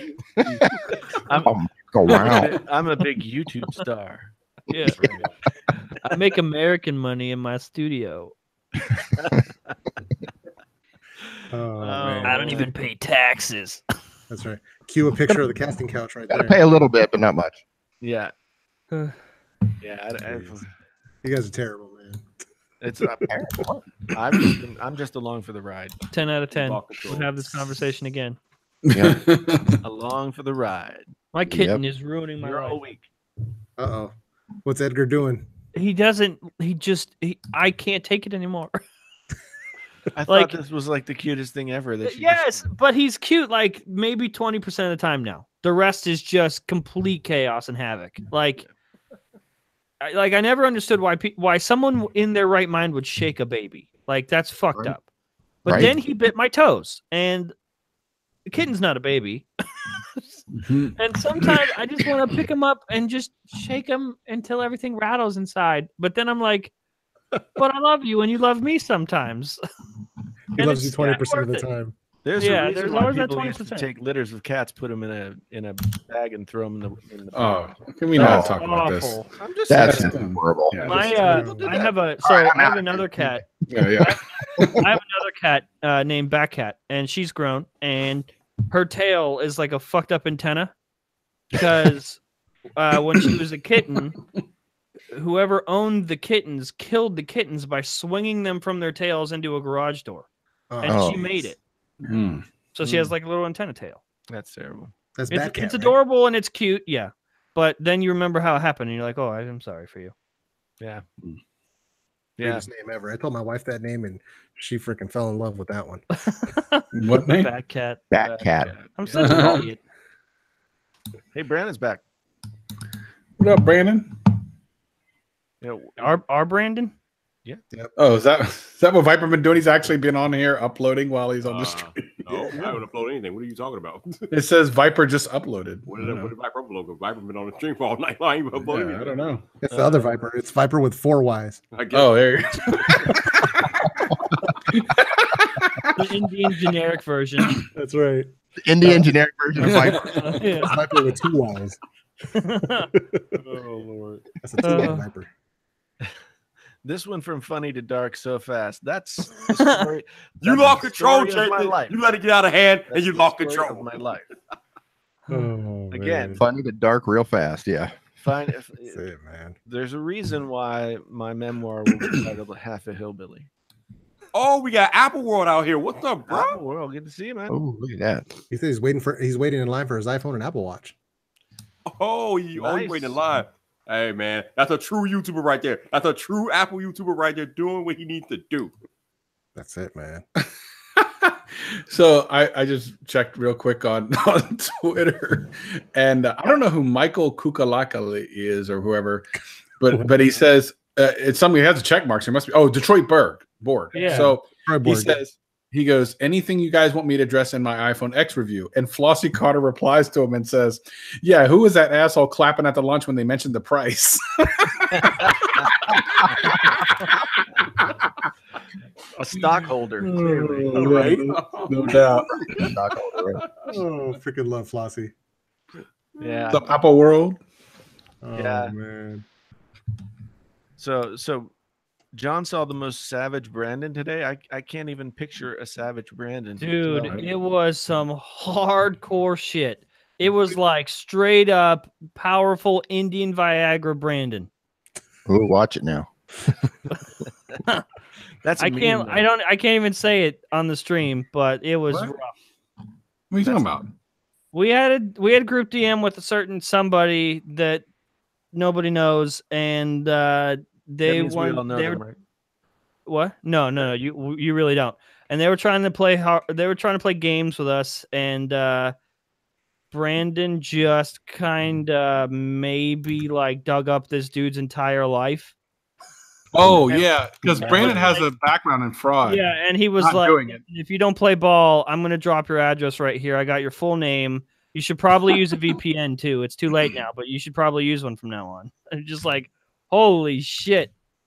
Yeah, Nice. I forgot. I need to talk to him about my security and stuff at some I point. forgot. I can never be on his bad side. Yeah, pretty much. Yeah, he knows all the things. Oh, This, He's like, everybody's like, hold on, we got to write this guy's name down. What's his name? Brandon? Yeah. It's going to be my new security advisor. Well, you're gonna need him to do your security, John, once you set up that Scarface mansion in Thailand. Yeah, dude. Well, yeah, I'm just gonna kind of chill with D probably. Yeah, we got it, man. We'll hang out by the pool every day. For the congrats. I have to marry you, right, for my citizenship or something. Yeah, we can. You know what? You can probably make that happen over here. Okay. Well, Yeah. probably. What do you guys like? You don't have rules on prescription medication. Tell me you don't have rules on to dick and dick. I don't know what the rules are with that, but How do you not know? I haven't researched it, It's all John. the rage over here. That's out of my You've area. raged every string. You have done research on every string of Viagra, but you don't know if gay people can be married. You know what? Tip to tip, I have no idea what's going on over here. Yeah, Well, that's funny because in the United States, everybody has an opinion on this. Yeah. My grandmother, well, she's dead. No. Well, it's not that I don't have an opinion on it. It's just that like we have the amount of transgendered people and gay and lesbian. It's so common here that nobody even thinks about it as being something different. Like So it's not you're even the minority. Yeah. I guess mean, that's kinda. what happens. Yeah. I mean, it's just so normal that nobody makes a big deal out of it. Got it. Yeah. It sounds so much better over there. Like I want to be in a place where people give less fucks. Well, that's definitely here. There are pretty much zero fucks given here. Hey, so That's your actual dream fuck field, John. Baron. I know, dude. Baron Fuckfields. I'm not kidding. Like I am heavily considering it. It's different, man. But it's not for everybody. What time did you say it is? Like noon over there? Yeah, now it's 12:20. Yeah, so you guys are exactly 12 hours ahead of us. Yeah. So I'd have to upload in the morning to upload at night here. Mhm. Or I could upload at night there and it'd be morning here. Mhm. It depends on when the news happens. Yeah. But like, is Thailand like 2 days behind in news? I think they got the same internet. So how do you like, okay, so how do you go about your upload schedule? Are you uploading for US? Yes, Okay. we upload in the night here. Gotcha. Okay. So channel Kitchen 808 night. Life Hawaii. Thank you for the super chat. And the question name. is, how do you guys feel about Metro PCS rebranding their name because of the T-Mobile merger? I didn't know about that. Yeah, I'm not. I mean, I'm not they're very already familiar with with Metro PCS. So Metro PCS is part of T-Mobile. That's the Yeah. Yeah. So They're I an wonder if MVNO. actually. Yeah, are they actually rebranding? I don't know. maybe the Let's S find out. for Sprint now. Yeah, Find out. Let's Google it. We still have a Metro phone in the family. You know how you Basic Google. Metro phone? Yeah. You know how when you Google something, like anything, Done it a couple you get times. you get one of the top things you get is the news about that thing. Yeah. Yeah. Right. I just Googled Metro PCS. There's literally no news thing on there. It's like nothing has happened. I've never seen that before. Here, let me put John Prosser on there and see if that comes up. No, John if you put John Prosser. Prosser on there, you You get know what? That's actually amazing that I just put in John Pross and Prosser comes up right away. And let's see. And yeah, there's tweets, there's images. click on the news tab and just see the awfulness. Yeah, I see it. You'll get John There's Prosser in a tons of them. Batman outfit, is what you're gonna get. click on the image tab and you get John Prosser in a cheap Batman suit. Yeah, if you Oh. Google John Prosser and click on the news tab, you get John Prosner. Oh man, those Batman If videos you are bite legit. my toe one more time, I'll end your life on this live stream. Coming on German. Jern You're supposed to be pepperoni cute nipples. in front of the people. We're supposed to One in we gotta get French. we gotta get some shoes on John Prosser, man. Dude, I have to wear a special pair of jeans because these jeans have just like Can you hear him just chewing at the desk? Why? It's metal. You will lose. He has figured out how to just like jump up my legs like a ladder, but with claws, and it looks like I cut myself. It looks like I sit in a bathtub and just cut my legs up because it's You're a cutter. awful We get it. from his claws. So there's like these jeans have little holes all over them. It looks like I'm wearing a cheese grater because he just I have to wear these pants because if I wear any other pants, nice pants, he fucks them up. See, here's how you know that John Jeans is are still- great. Get one. Here's how you know that John is still young. It's nighttime and he's wearing pants. That's right. Right? Yeah. I can't remember when I was wearing. Actually, when I walked in the door, I immediately took them off. I'm in shorts the entire time. Yeah. That's right. Yeah. In the winter I'm sorry, I'm a civilized human. Nah, man. Mm. Fun fact: every single video that you see on my channel, I have no pants on. Same. I record the show in my underwear, Exactly. well, that I gets- don't do. That's a little bit. and gets Brian freaking has to hot. edit it, so it's his problem. Nah, man, it gets hot with the two lights, dude. I get super hot, so I figured out no socks, no shoes, and if I'm just in shorts, then I'm always in good. shorts. I stop sweating because if not, I'm sweating constantly. Yep. Same. So Yeah. I just rock around in my boxers all the time. there you go. One I time wear in like fact- For some reason, that takes the sting away from your iPhone videos, knowing you're just sitting. How about you, D? I'm always, unless I'm going to dinner or something with my girlfriend, I'm always wearing a pair of like gym shorts, like a heard deep that. Because short. without Indian Yeah. Viagra, you're wearing duct tape just to keep everything together. I gotta tape it down when I walk around. Yeah. He's got to wear the gym shorts. He needs the room. Yeah. Oh, I've got man. a feeling I'm never gonna hear the end of this one. You're never gonna live this down, dude. In all your comment sections of all of your videos. Yeah, we're gonna get on Saturday morning, and we're just gonna be like, "How's that Indian Viagra, D?" Yeah, bring it up in front of Nick. Yeah. I'll, Right. I'll super chat it, $100. So have There you go. It'll Hey, I don't need a it'll channel just sit up review, there forever. Hey, Nick, I don't need a channel review, but can you ask D what he thinks about Indian Viagra? Oh, no. Oh, yeah. Speaking of the devil, what is Nick up to right now? Man, he should be awake unless he stayed up late. I don't know. I sent him a yeah. message earlier and I haven't heard from him. The party Yeah, animal. he sent me a message saying that if he was awake, he would stop in. But So he Cool. replied to you. That's great. I don't know. Yeah. I Well, at least you know he's alive. That's cool. Yeah. Yeah. I still gotta send him and Daryl a message, man. Yeah, I you know what? I'm glad you said that. I actually asked him yesterday about that. He's going to talk to Daryl and find out if he's going to be giving the information or Daryl will be. But Ah, you'll be okay. getting that soon. Yeah, I just don't want to bug them. He's on Busy dudes, man. You know, so I don't want to bug them. Yeah. Yeah, be cool. Yeah, I right? Be barely cool. see him. Well, make sure when Daryl gives out the information, he doesn't also give out his phone number. Mm. Right. Yeah. Right. yeah, we were talking about the phone number reveal. Oops. Yep. Yeah, It was a fun day though. Aside from that was a fun day. Yeah, and- Dude, and that makes was- those live streams make my Saturdays go so much quicker, dude. Because that's awesome. yeah, man. I don't know if everybody knows, but on Saturday mornings I'm stuck in my office, which is the one day a week where I'm stuck in my office, and so I'm basically counting cash and doing all my paperwork and stuff to wrap up my week. And I have to sit there for like 6 hours, which is very rare for me nowadays because my job requires me to be outdoors.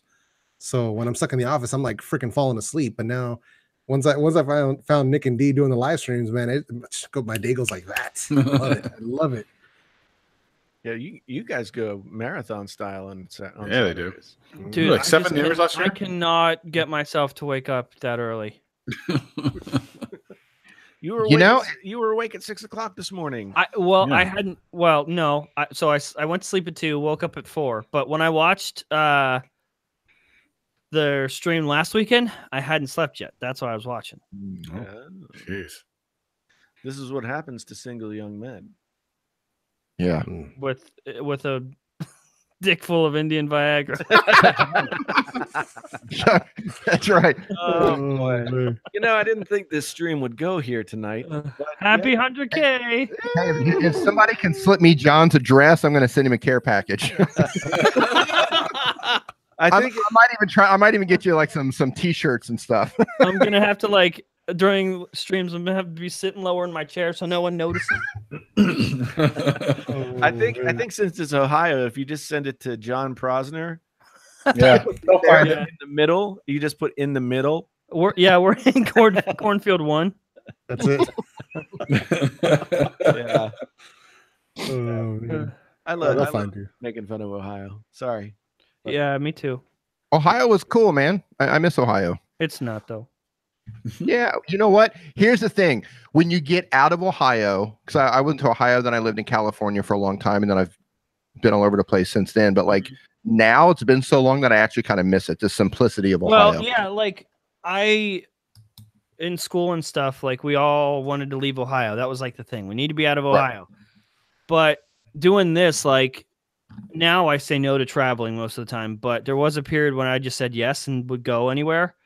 And it's really cool being elsewhere for a total of 12 hours. And then you're just like, all right, this is too much. Like New York was great the first time, but like after 15 times there in 3 months, you're like, oh, this is just a concrete garbage can. I want to go back home. Sounds like San Francisco. Well, I made it 11 years in New York before I'm surprised you're still here. My limit. But yeah, it definitely had well, New York is a weird place because it becomes like an end to its own means, and everybody's like living alone in New York, except there's 10 million people there. It's really weird. Yeah, I know what that's like. Yeah. Okay, so JTL, could you do a new video? Can you trust John Posner? No. Not the name of the channel. The mythical character of John Posner. Controversy. Dude, if you don't stop ruining my life. Sorry, man. I haven't even made the video yet. Ah. Don't you have another room you could put it in? I don't trust him. He's fucking up my life in this isolated area. I can only imagine what happens without my supervision. Can you trust Edgar? No, you can't. Oh, dude. Oh, Like man. I will sit here and he'll just run up full steam, mouth open, bite the shit out of my toe, and then run off and then just wait for my reaction. Okay, I did the thing. What do you think? And I'm just like, I hate you. And he does again. Oh, Gotta man. beat that kitty. So much promise in this little fuzzy package, and he ruined it. Right. I'll think about that when you put the next cute picture on Twitter. Yeah, just remember it's I caught him in the good 10-second span of the day. That was it. I had those 10 seconds. Mm-hmm. The rest of the day is ruined. That's it. Yeah, So it's a in the crapshoot. chat, somebody asked if I'm the one doing the architectural drawings. Did I miss something? Architectural Are you? drawings. I don't know. Did I No, miss he's something on the Indian Viagra review channel. Yeah, that's me. You know what? There's my future. Thank you, John. It's like Kegel weightlifting. International Viagra reviews with Dean Hammond. Man, somebody get on this. We will send this for 5-star review. Please give us PayPal information. We will send you two tablets Viagra. Thank you. And please have it up by Friday. That's it. Up. Yeah. Must show both sides of penis. Because, they want exact shots and everything. Right. Must use a wide angle lens. Yeah. That's right. Jeez. Oh my man. God. This is on the internet. Yeah, how many people are watching this? Forever. Ridiculous? Hundreds Too of Forever. many, people are watching. too many to be Wow. hearing this. That's right. Terrible. Oh, We man. for some reason, D, it's become a thing on my live stream that every time we hit 1,000 viewers, I show a nipple. I Really? saw that in the comments today. Did you show? Yeah. Did you get 1,000 and hit? We hit 1,000 viewers tonight, so I showed a nip. There you go. I tried to make it casual, like accidental. And Like then they people weren't came supposed to over in see the it. chat and were like describing it. Oh, I was like, don't. I did say right after, hey, go hang out with Jason. I did not say describe my nipple. Yeah, they're just like, yeah, we're here from FPT. We saw John's pepperoni nipple. Why am I craving pizza? I love my life. Pepperoni nipple. There you go. Yeah. So, Jason, if you hit 1,000 views right now, I'll expose both. No. We got a long climb, man. We got 900. I promised him I promised at 5,000, I'll show him my asshole. There you go. I think it's an easy Spread. number to hit. Spread, please. They're gonna take your button back, bro. At 10,000, you'll have to take an Indian Viagra and do the whole thing. nude. Yeah, dude. Jeez. I'll just hold my mic up with my dick the whole stream. or put on a lavalier mic and pretend. What it's have you. we done? What happened? Yeah, right. You've done it. It's all you. I blame you, John Pross. I caught him. This little motherfucker. I love you. I was Be better, waiting for him to please. like eat your nose. Yeah. Attack my face on the live stream. Wouldn't be Hey, no, surprised. no. Don't ruin my desk, please. Be careful. You don't care. You're not gonna be careful. Okay, goodbye, stuff. He doesn't care about me. So, channel 808 says Viagra YouTuber got shut down for selling Viagra to fund his YouTube channel. Can you imagine doing giveaways? Yeah, it's like, can you imagine? Let's take a moment now for today's sponsor, Indian Viagra. Better Peneg- than It's North called America. Penegra. Penegra. Penegra, yeah. Yeah, our show today is brought to you by Penegra. Pre-roll it. You It's get a 4 pre-roll ad, tablets in one little Yeah. blister pack, and you'll have a great weekend. You Get gotta- harder for less. You have to do a segue like Linus. Yeah. You know, Linus's segues used to be funny, and now they're just kind of like. Because it's a meme. Yeah. Literally. You know, actually, right now, John, Brandon's doing really good segues into his stuff. Like, it's really smooth. Like, he'll talk about something like, you know, like the new Pixel, maybe it'll do PDFs faster. And speaking of PDFs, I have, and then I'll do the sponsor. He can do the same thing. Like, you know, it's very difficult, very hard to get through this thing. And you know what? Speaking of hard, if you need some, that's Indian Speaking of hard, I'm hard right now. Right now. And you can be too. So when you're making the transition with your phone and you want to swing it up, if you want to keep it up, Yeah. If you want to keep it up, then why don't you check out today's sponsor, yeah. Penegra. That's right. Oh man, I'm looking forward to getting those sponsorships. Yeah. Right? Yeah, I'm gonna start practicing. Not necessarily the Indian Viagra, but you know. I gotta copy Brandon and start doing these fake pre-roll ads, man. This is gonna be fun. So I need to do that too. Brandon and I were talking, and we were talking about a potential D-brand sponsorship for my channel, where D-brand knows that I've talked shit about them on video several times. So they just start sending me random stuff wrapped in D-brand skins. Like Did you see what they did? So they like debranded printer or something, and they gave it to Linus. It was like multicolored. That was the beginning of that conversation. was- Yeah, it was multicolored, and so Linus tweeted it and was like, "Look at this thing," and then they replied and said, "Lift up the flap." So Linus walked over and flipped up the flap, and it said "fuck you" on it. It was like the best payoff for a joke ever. Yeah, that's what I want. I want for companies to give me money and tell me to fuck off. Yeah. That's what I'm looking for. Hey, Kitten's back. See, you got up here all by yourself. Are you calm now? 1 second, guys. Yeah. Goodbye. Gotta go pop another. Delivering to his house. Props to him. I can't believe he said that on the internet. Yeah. Which He'll the never Indian live Viagra? it down. Any of Yeah. it, really. And all of it, right? Yeah, it's I mean, it's past midnight on a Thursday, so of course we're talking about that. What else? Ow! Why? Stop! This isn't fun. We're not playing. You're just hurting. You're killing me. I want to bleed out. Telling See- you, man. We're gonna have too much fun, man. That's He was so cute. Well, now let's not talk about how to make me money. That's why you got Brandon for it. He's I the know, I Asian guy. he's your business manager, man. We got to keep that stuff on the yeah, that it's, stuff on it's- the up. On DL, yeah. yeah. Don't So go, once man. once we get that going, then That's right. because That's that's step 2 of the master plan is figure out how to not have to have my job That's it, man. and Word. and not be like a piece of shit. You know, like, I don't care if we need money. Jesus. I quit my job of 9 years with good health care and pension. And I moved to Thailand. And I- You gotta my move wife up would and- be into moving to Thailand. Think about what that YouTube money does in Thailand.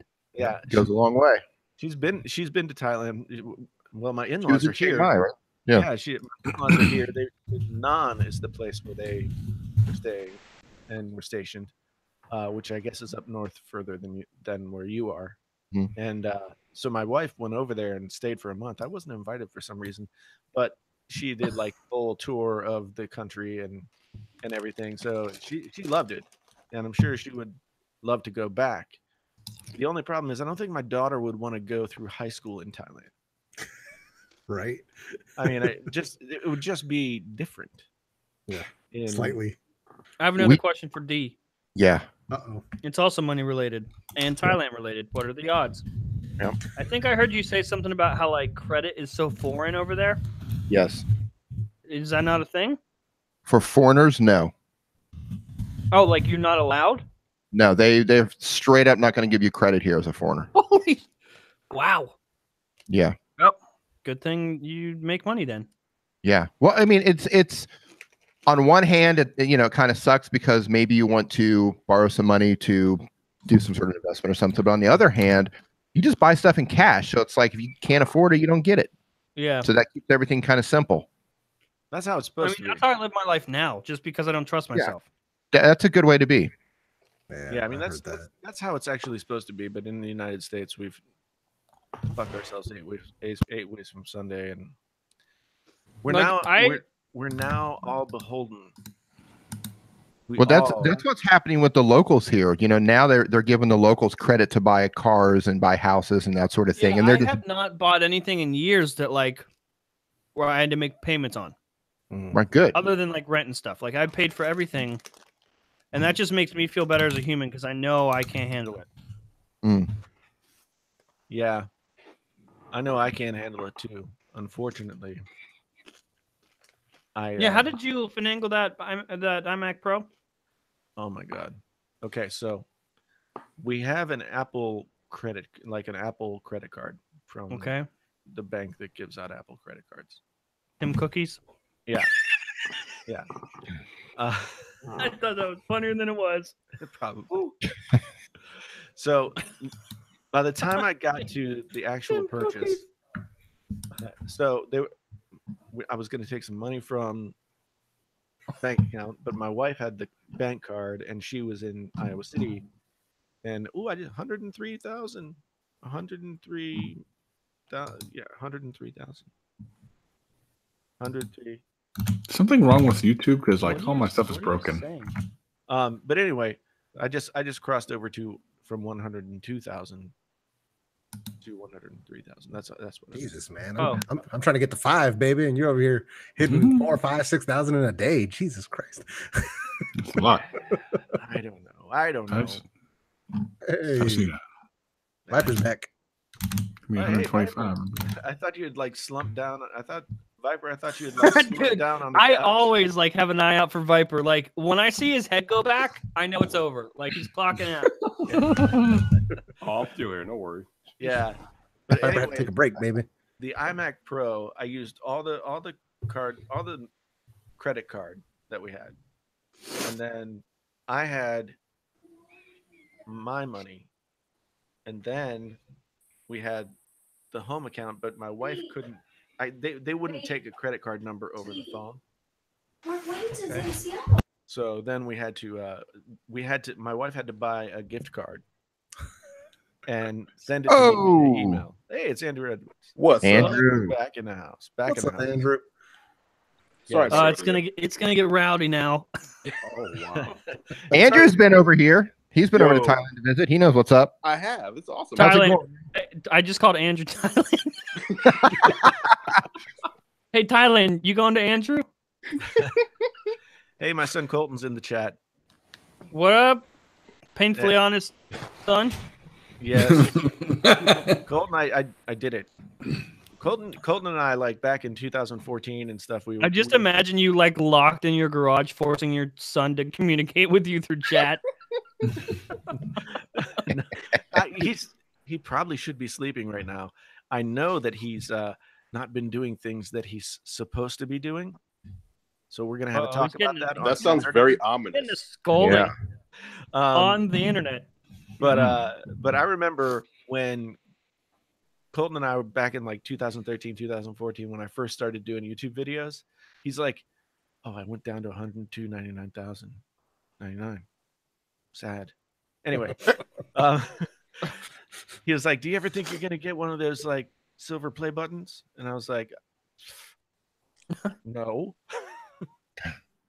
And yet now here we are. You don't have you're it. not gonna- And now I you don't have have it. mine. Yeah, you're still not going to have it. Yeah, you know, but it's You're good. You're eligible. It's How old is your mine in kid, Jason? principle. Huh? How old is your son? He's 18. Oh, okay. Yeah.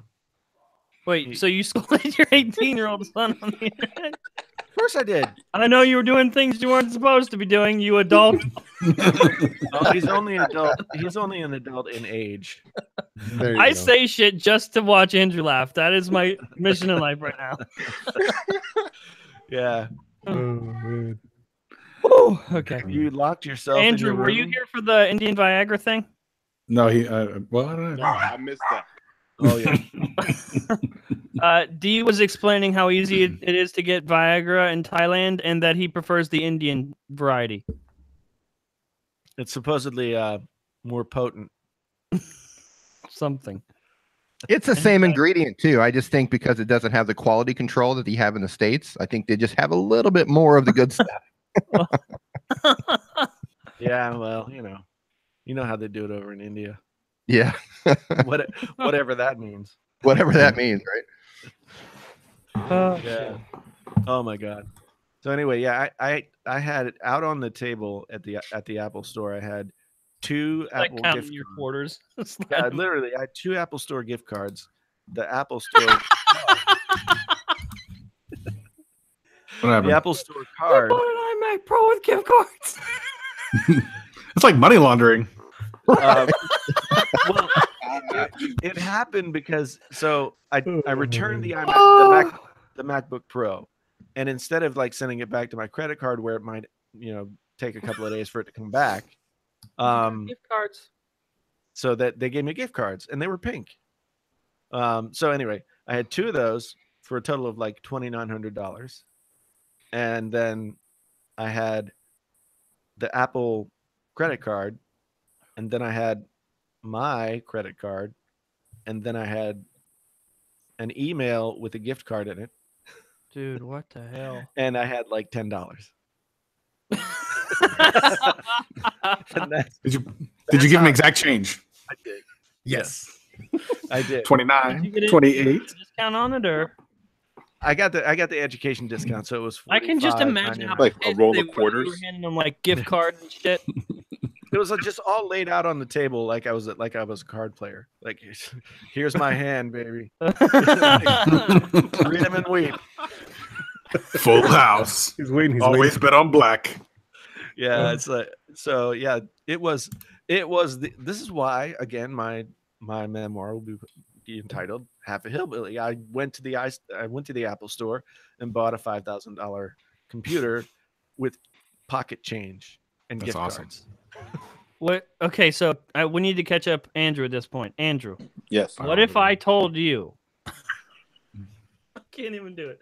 What if I told you that Jason just put out a video that got 1 million views called "I'm Not Getting an iPhone," and then tomorrow he's getting an iPhone and making a video about it?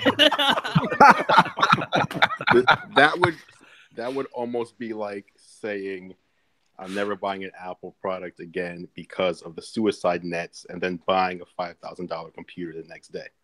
Huh? When's that ever happened? Is this a dig at me somehow? No, Everything no, you it's say, me. It's me. every time Andrew speaks, I'm like, I think about it first, reverse engineering, like, is this about me somehow? Only if it's about your mouth. Oh, that's true. That's a true story. Speaking of Indian Oh. Viagra, they really love You my got mouth. a dirty mouth, boy. Yeah, the You got Indians a love real John dirty Prosser. mouth.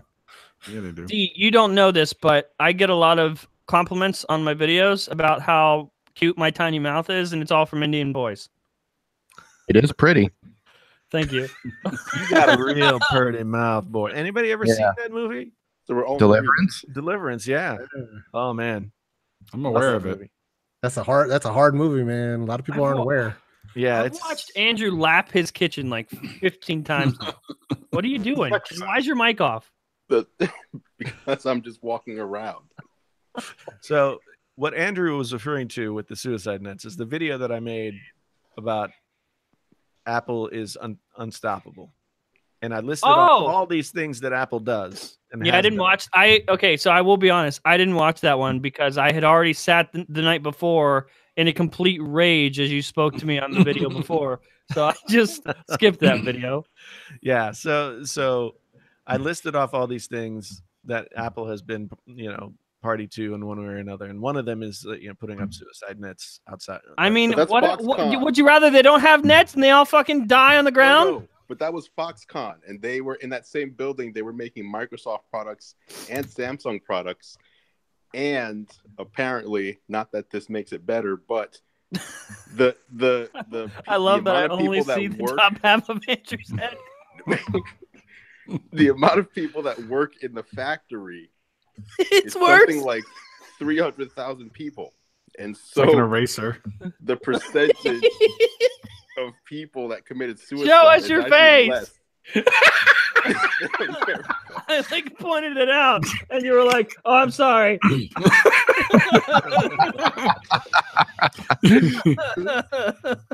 Okay, so the suicide nets wasn't all Apple. Okay. That was definitely Foxconn. Well, I know it was Foxconn, but it was a facility where Apple. No, but isn't it an interesting statistic that the Oh shit! the rate of the number of people committing suicide that work there is a lower percentage than the rate of suicide in America. So even it's just that there were so many people that worked there, 300,000, that it seemed like it was a bigger problem than what it might be. Okay. Hold on, we need to go a step further. They don't just work there; they live They there. live there. Yeah, that's a big thing. Yeah, They yeah. live there. They work there. They eat there. They relax. Like they're like trapped. I mean, they're not trapped, and I they're don't not think they're slaves. allowed to relax. I think. That building all day, every day. I jump off Documentary the roof. about that, That's and it's real bad. absolutely fascinating, but in a really depressing way. Yeah, I always wondered though. So this was the thing. Like you look at those suicide nets, and they're like 10 feet off the ground. So if somebody jumps off a building Just that's enough, baby. like 8 stories and lands, It's 10 just feet enough from to the ground, scare you. I mean, No, they bounce right back up and get back Yep, to there you work. go. Yeah, that's right. Back to work. Get back Right in back there. to work. Yeah. No rest for you. that's terrible. That's so raw, man. Oh my god. I'm gonna pass out. John, you need to stop. I need to breathe. John's cat's just looking at him like, "What's wrong with this dude?" I need to bite his feet. There's something wrong. I need to bite his feet. That was a hard one to recover from. Oh man. Ugh. That's So great. anyway, I made that video where I pointed out, among other things, the suicide net thing about Apple. And my point was, if any other company had done this, would they get away with what Apple has done? Like if you stripped away the product or the company name and just said, here's a list of things that this company has been party to, would you want to shop and buy products from this company? I mean, you answered that. You bought an iMac Pro. Well, There you yeah, go. but there's a reason that I bought the iMac Pro, and it's There's a reason everybody go buys on. everything. yeah, but I mean, there's a reason. Listen, I'm sorry, but I don't care if a bunch of little kids put my phone together with their little tiny kid fingers. I just want to buy the phone. I don't need the backstory. Okay, But Yeah, it employs those little kids, though, so you're kind of doing a good thing. Exactly. Yeah. Like, how the Good fuck job. are they going to buy No, candy, okay, man?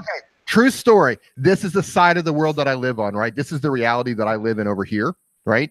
These Okay. factories, they hire people that are underage. They work them borderline to death in some of these situations, right? To the Western world, that's atrocious. And yeah, it is.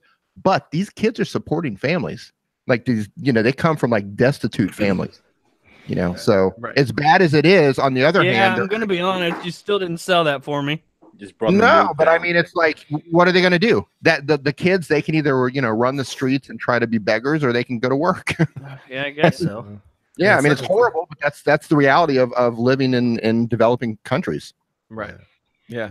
And that's real Yeah. destitute. That isn't America destitute. Where Oh, we've right, still right, got yeah. metro phones and EBT People cards. living in people living in like shacks with like tin roofs and like dirt floors and that sort of thing. So Yeah, the real you know, deal. Like Yeah. dinner is shit. Like literally, you're gonna shit and then eat the dinner, or that is your dinner. You- No, that's what Apple's selling with the iPhone XR. Dude, fuck off. All the way off. You don't even know the name of the phone. 10R. God, I fucking wish that we could have clips. I'll include Viper, Jason, them going back and forth laughing at me. Live streams, videos, calling it the peasant phone, calling it all sorts of names, and they getting mad at me for fighting back. And then cut straight to Jason going, you know what? I think John might be right. But not I for just the wanted- reason he thinks he is. That was What the other next thing I said. how? What other reason is there? What is the reason? And if you, I swear to Christ, if you go on about how the prices are rigged and somehow they're different this year, I'm gonna lose it. They are. No, they're not. The phone is the same fucking price. You know what price went up? The Note 9. It is the same thing, and the price went up. What's up? I don't Same, know. just a regular upgrade. I like to see you get tweaked like this, but Oh, the Note 9 price went up. It's the same phone. It's got a yellow fucking mustard pen, and now it's more expensive. that is And not what can you all. do? What can you do now? You can This, write in the yellow shitty mustard. This S Pen was brought to you by Heinz. You can actually turn off that yellow color. I'm just saying. It Oh, can- never mind. I take it back. It's justified. No. It's fine now. Remote selfie, baby. Remote selfie in the building. Oh, man. Oh, you fucking people, man. You fucking people. You take it way too seriously. That's it's Can I funny. ask a question though about the 10R? $6.99. It's Dude, seems this like dude, when I people- came in this live stream, said that if it was $50 less, he would have shut his mouth. That's $50. $50. That's meaningless. It But should be though. how Exactly. It's come- meaningless to Apple. We've Hold on. It's hold meaningless. on. How come it seems like everybody thinks the 10R isn't worth it unless it has every single spec that the 10S has with just aluminum? Like that makes no sense to expect that. I agree Well, with that. They want it to be the same phone as the 10S, just with aluminum. Everything, the resolution should be the same. Everything should be the same. Otherwise, it's not And worth these it. people haven't even never- seen the display. I know. Literally, I've Apple seen has the the best phone. LCD panels on the planet. I've held the phone. It's fine. And the funny thing is, in my video, I said that it's the same damn phone without the display. It's the same. Yeah, phone. if this, there's only one way this is justified. All this anger is justified. Is if this is the only iPhone this year, and this was your option, you buy That this would be shitty terrible. one. That would be terrible. But there was one thing that I keep seeing a lot of people say also, which is incorrect, but I see it everywhere. Well, one of them is that it's a 720p display, which it's not. Yeah. But the other one is It's that 820p. they- If I see the taken- joke that it costs more than the resolution one more time, I'm Oh, going to God. shut my channel down. they're saying that they've taken the Retina display of the iPhone 4 and stretched it to 6.1 inches. But there's a difference between pixel density and resolution. They're not stretching the resolution. It's the same pixel density, whether it's on a 4-inch screen or a 6.1-inch screen. It's the same Can we pixel just density. see? It's the same Can quality. we just see less of your head? Can you? I put the can see camera my down? head in full. That's about all we can see. It looks like a damn egg over Can here. you see my body? No. Okay, hey, Andrew, talk to me. Just look at the camera, okay? I'm looking at the. Yeah, Are you why does taking it go a down? screenshot? Just talk to me. Just talk. Okay, let me tell you what I see right now. I see Okay, my you head. have lowered. You have lowered it because you know I'm going to take a screenshot. No, I have my head. I have my body. I have my. I have the cabinets behind me. Okay, I have taken a screenshot of the monstrosity that we're looking at, and I'm going to send it to you. Okay, I hate iPhones now because I'm using my front camera, and in my I can see my whole thing. Nice. Yeah, I don't know. Alright. I don't know. I God. don't know what's going Hey on. guys, I'm gonna drop off. I'll catch you guys tomorrow, man. I gotta get to sleep because I gotta be up early for work, man. So All right, man. Right. I will Man. catch you guys later. Good night, Congrats man. again, man. Thank you. Everybody have a great evening, man. Great talking to you guys tonight, Yeah. man. Yeah, Later, you too. Jeff. Okay. See you guys. I see what the problem is. I'm holding my phone in portrait mode. So if I turn landscape, Yes, Hey. yes. There you go. there we The go. tech expert at his finest, people. I'm on a phone. So you weren't Oh, even shit. listening to me because you were all just holding in laughter. Yeah, basically. I I'm was trying, to, listening. trying to make a serious point, I was and you're listening. all just trying Okay. not to laugh in my face. I heard your point. I understand. What was the point again? The point was a lot of people are saying that they've taken this 8-year-old screen resolution and stretched it because it's the same pixel density, but pixel density and resolution are Right. two different things. Yep. So no matter what size the display is, if it has the same pixel density, then it's going to look the same regardless of size. Yeah. I mean, So I can Ant- argue that they use a stupid resolution, but Right. rather If you than don't like the resolution, that's different, but they didn't no, I'm just saying. Yeah, no, it'd almost be better if it was 720. How about that? How about hot Why? take on that? Why do you Because think that? then you're not trying to downscale to some type of messed up resolution where you're actually going to have potential for artifacts. Where if you went down to 720 from 1080 or 4K, it's a straight downscale. But everybody's doing the 18:9 now. Everybody's doing the weird resolution. I have not shot a single video in 18:9. Have you? No, I have not. But I mean, Is the there any- screens on our smartphones, regardless. I whether get you're that. I get that. Samsung or whatever. I get that. I get that. Yeah. Don't agree though. Just saying. Wait, so you're saying 18:9 on a Nomad is okay, but No, I 18:9 think 18:9 is just a stupid Yeah, aspect ratio. That's, but- that's agree. one thing I don't think like. it's more a concession to comforts as we grow the size of phones that 16:9 would be too wide to hold a phone comfortably. Well, yeah, I see that. Hmm. But what is the aspect ratio of the 10 line? It's all 18, roughly 18:9, might be 18.5:9. Okay, yeah, that's what I thought. Good night, modern day family man. Modern day family man. Yeah. So I missed the whole Painfully Honest Tech is getting an iPhone thing. How did that come up? Because how do you get a Kill get a me! video with 1 million views saying you're not buying so you just did that just for the views. Just for the No, views. you pre-ordered this. You A pre-ordered million this. views. No, No, he don't didn't lie. pre-order Pre-order it. it. There's a loophole, Andrew. You didn't hear the loophole yet. Okay, what's the loophole? He didn't pre-order it. He's going to go buy one. I'm gonna get one to review because that's what I do on my channel, right? Don't you dare return it. Why not? Wouldn't that be better than keeping it after I said I wasn't gonna get one? Don't you dare return. No. Don't you dare return The it. ti- Well, okay, he the has to title- return it. The He has to title return of it, this 'cause then he can do a video video on is the title of this video is "I'm not ordering a new iPhone," and the thumbnail says, "I think I'm done." I think.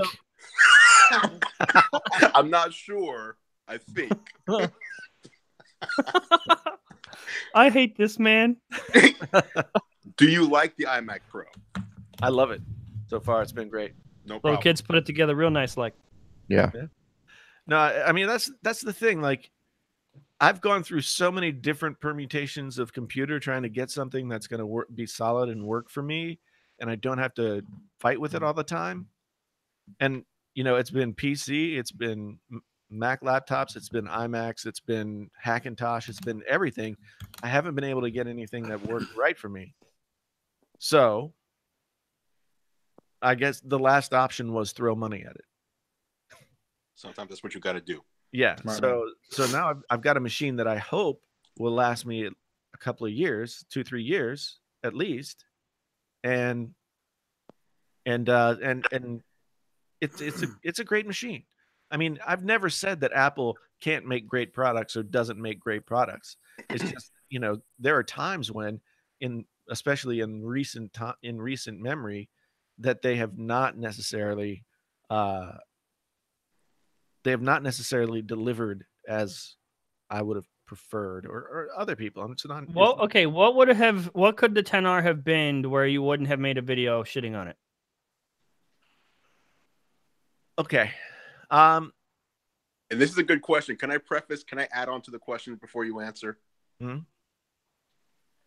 Before it was announced, you were very convinced, besides that it would be called the 10 Lite, that it would have last year's processor and a last year's camera, basically. So it's better than you thought it would be. That's what I don't understand. It's literally better than all the rumors said. Not just with Jason. I mean, with everyone that's Right. bitching about it right now. But I do want to hear the response. I want to hear where we're going with this. Okay.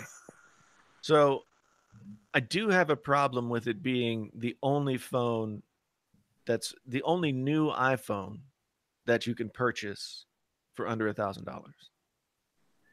Because But is that a bad thing or is that a good thing?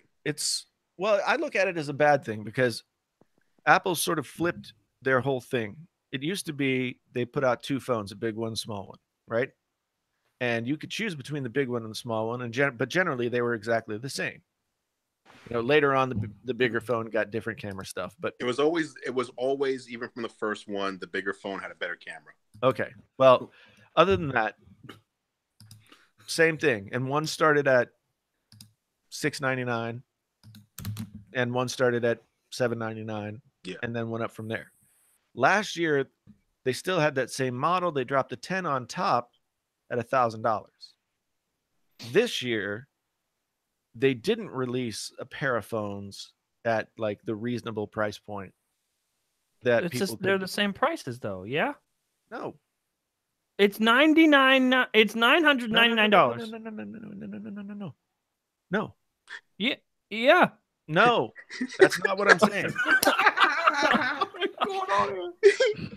Last year and for the previous like 4 years, they had always released a number, a number and a plus phone.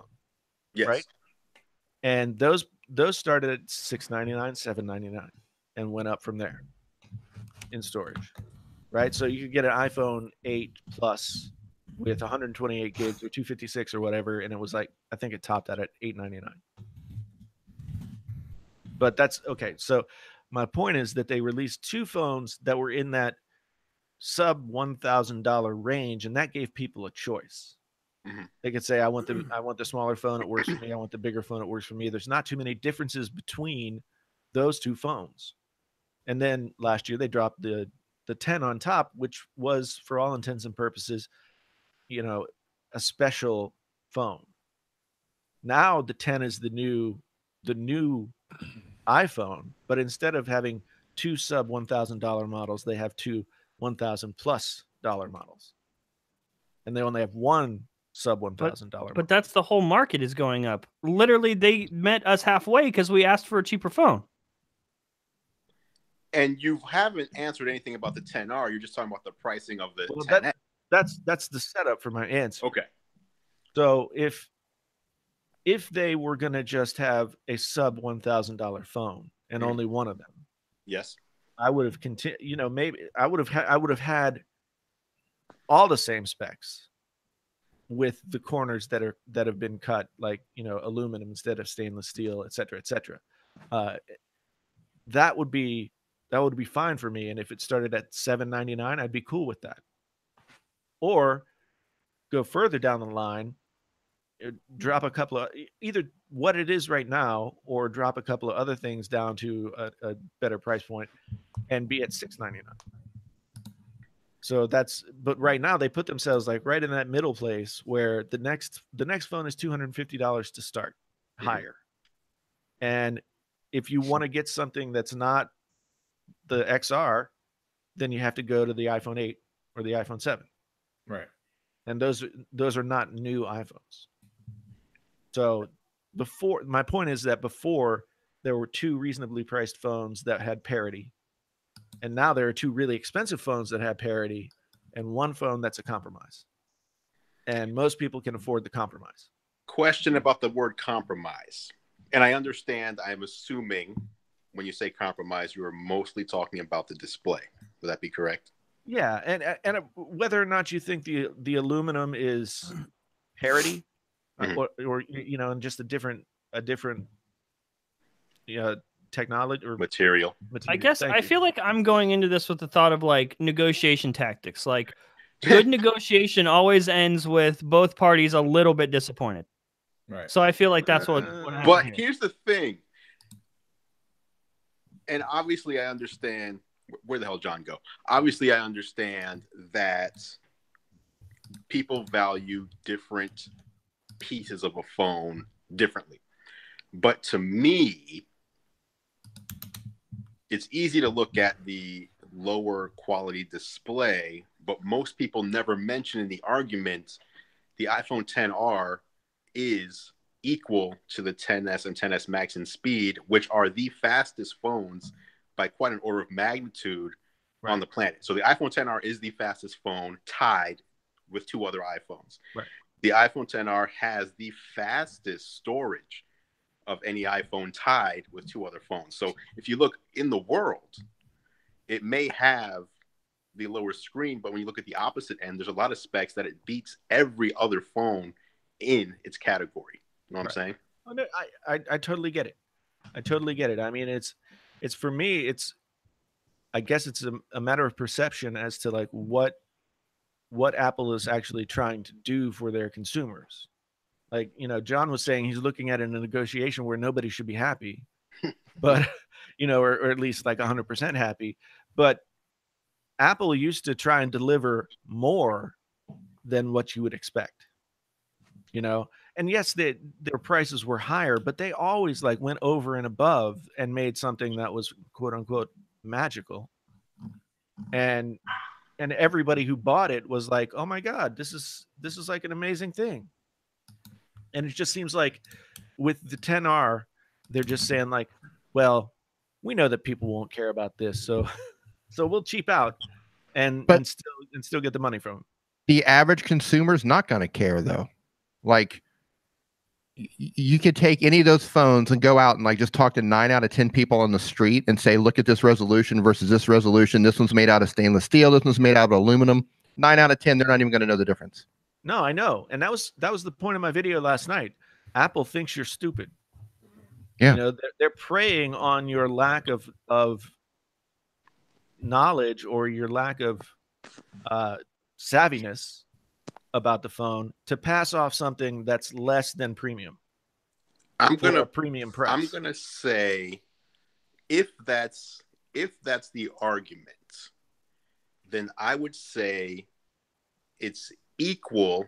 I forget who I was talking to about this earlier on Twitter, but it's equal to a lot of Android manufacturers who will say our battery is, let's just say 3,500 milliamp hours. Right. Got the biggest battery, which to me tells me nothing. It tells me how big the battery is, but doesn't tell me how long the phone's going to last. Right. Exactly. iPhone can usually outlast a 3,500 milliamp hour Android device by a couple of hours with a battery that's 33% less milliamp hours. Right. And it would seem that would be a similar thing, that they think you're stupid because they're just telling you our battery's bigger than their battery. We're not going to talk about how long it lasts, but it's a bigger battery. Now, to Samsung's credit with the Note 9 this year, and I don't know how they've presented it in years past with other phones, but they did talk about the 4,000 milliamp hour battery. They also said, that it had all day capacity, and they gave an hour number. Samsung delivered with the Note 9 battery. That's not the one I'm talking about, because that one actually lived up to what it was saying, what they said. Yeah, and so I mean I get where you're coming from. I just I feel like that's not what Apple does. Apple doesn't say we're gonna kind of like skate on this and you're not gonna know the difference. So whatever. I kind of feel like if you take that attitude out for a second, like if you think that's what they're thinking, we remove that for a second. First iPhone was 2G when everyone else was shipping 3G phones. Right. The iPhone 3G was just added 3G and just caught up, and pretty much every other spec was the same. Mm-hmm. 3GS is kind of where they started to, kind of innovate since the first one, and then 4 seemed like where they kind of took off. But it always seems like they, for a while at least, it always seemed like their phones were lesser on the spec sheet. Or I guess even now, I mean, I guess that's the argument we're making now too. I mean, if you go Their spec phones for spec, have you always could been make it- kind of lesser on the spec sheet. right. So I don't know that there's been a change so much as they've just continued to do the same thing. I don't know. Well, I think the change has happened like because you're right. The 4 they started to really pull ahead. Yeah. Even if they weren't spec for spec, they pulled ahead in performance and they pulled ahead in customer satisfaction and all that kind of stuff, right? Yes. And by the time they got to the 6S, they were firing on all cylinders. And they were making phones that were arguably better than anything else in their price range. I mean, because Android has always had, traditionally, Android has always had performance issues, right? Speaking of Indian Viagra.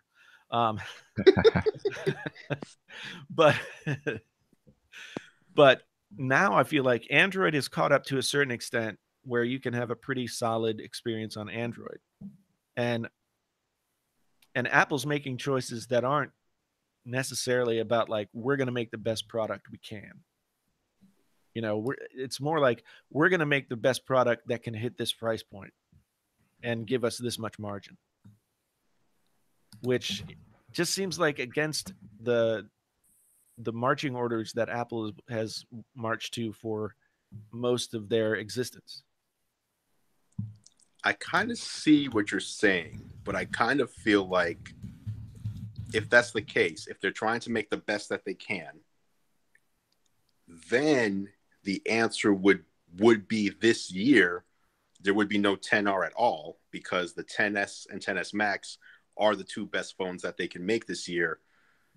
And therefore there shouldn't be, I don't know which budget sounds ridiculous to say for $750, a lesser or an entry level. Well, how do you make 2 of the best phones that you can and then also introduce a third one without coming across that way? Well, that's the thing. I mean, I think they engineered this to have a hole that it needed to be filled. With price. Are you saying by pricing, Yeah. by pricing them that way? Yeah. So, I mean, the whole big thing about the iPhone 10 last year was that it was too expensive to make, and that was a big reason why it was $1,000. Yeah.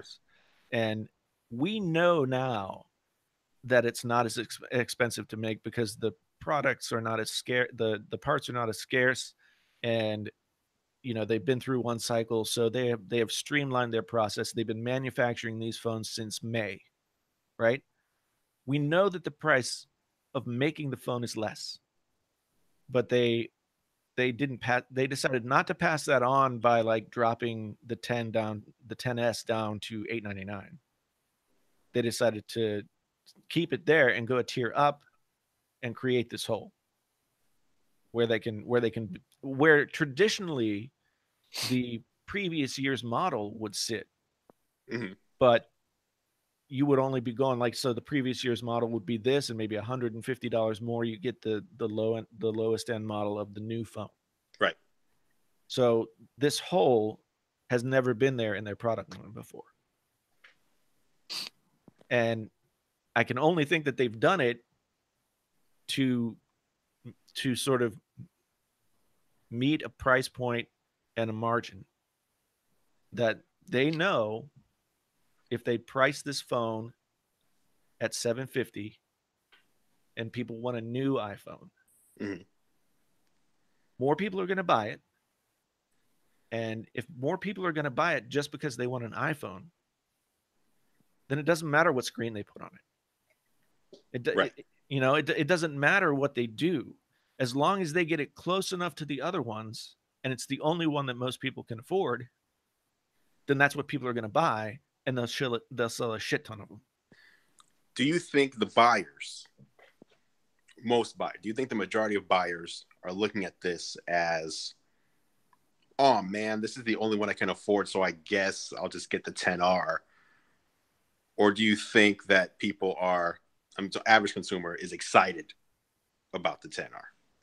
That remains to be seen. I mean, honestly, we've never had an iPhone like this.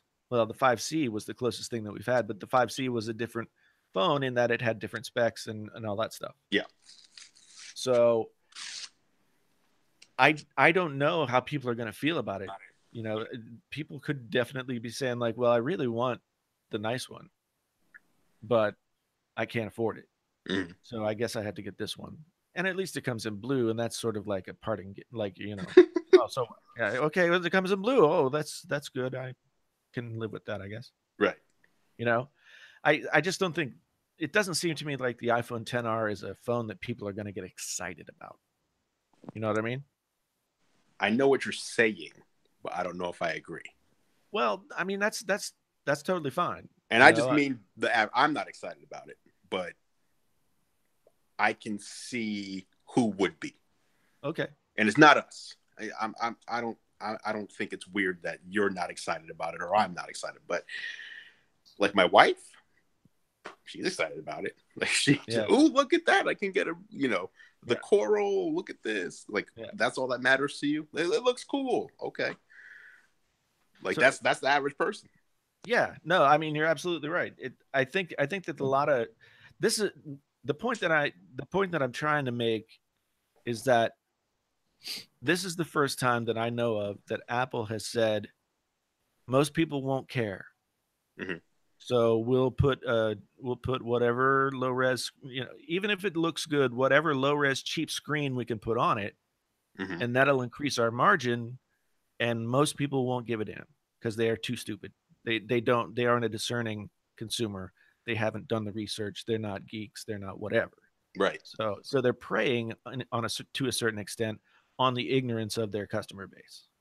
And to me, that's not what Apple does. Interesting. That is interesting.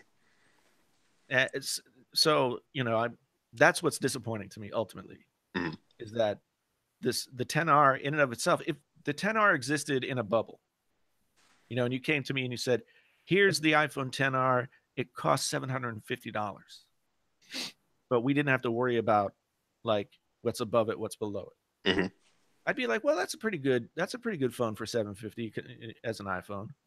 But knowing where it sits in the product line, mm-hmm. it seems to be sort of perfectly manufactured to be a cash cow. And it could have been a better phone for $50 more, or it could have been a little bit lesser of a phone for $50 less. And it always felt to me like Apple wanted to surprise their consumers. You know, that they get a hold of their product and they think, you know, it's that whole idea of like the customer doesn't really know what they want until we give it to them. So right now that equation works out to the customer doesn't know they want a shittier screen, but we're going to give it to them and then they'll know. You know, it's just really, it feels really cynical to me. Mm-hmm. And I might not have ever even thought that, except for knowing other stuff that Apple's done in the recent future that seems like it's geared more toward profit margin than people. Mm-hmm. And so that's where I get frustrated. Okay. Now you're getting a new phone tomorrow, you said, correct? I'm planning to. Yeah. Okay. Viper, I assume. Viper's getting one delivered to his house. He's going to be up at 8 a.m. looking out the window. Okay. D. Niman. Yo, what? You getting a new phone tomorrow? Dude, I'm in Thailand. Come on. I don't know where they ship day one because I know they ship in a lot of countries day one. No. Okay, so here's my thing. When they announced these, my first thought was, okay, I'm going to get one of these so I can do some comparison videos, right? Right. Then I kind of came back and said, you know what, I might. Dude, that's a lot of money. These are expensive. You know what I mean? Yeah. So, because I'm coming in next month for Vid Summit, and I might pick one of them up. I'm kind of on the fence which one. Maybe. Right. Maybe. No. I think the pricing's kind of whacked on them. But it seems like for your channel though, like people are going to be looking for this stuff. Like iPhone XS, what can I do with this? Well, they are, but here's the thing. Like,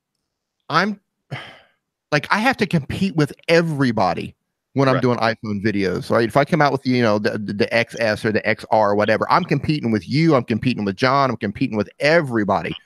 So if I'm doing something a little less popular, like that's the kind of stuff that's helping my channel grow. I can get noticed on something a little bit, you know, less popular versus I can't compete with you guys, not yet. But you're not competing with me if I'm doing like iPhone XS review or top 5 features, and you're doing how to shoot slow-mo, whatever, you know what I mean? Yeah, but I can teach somebody how to shoot slow-mo on like an 8 or a 10 or a 7. You know what I mean? Like I've got those sitting around. Like I don't need the new phone to teach somebody, because as far as I know, they haven't given us any extra features there, have they? In video, in terms of like frame rate or anything like that? I guess not. The one thing that they do now is automatic, what do they call this? As you're shooting a video, I don't know if it's contrast radio, white balance, the dynamic range, whatever, will automatically adjust based on as you're moving the camera around. You don't have to like keep tapping to find, you know, the right settings. It just does it as you're shooting. Like a smart exposure or something like that. Yeah, on the fly, you don't have to mess with it, which the other ones don't do. And the other thing is that the front-facing camera, the 1080p, 60, I think now.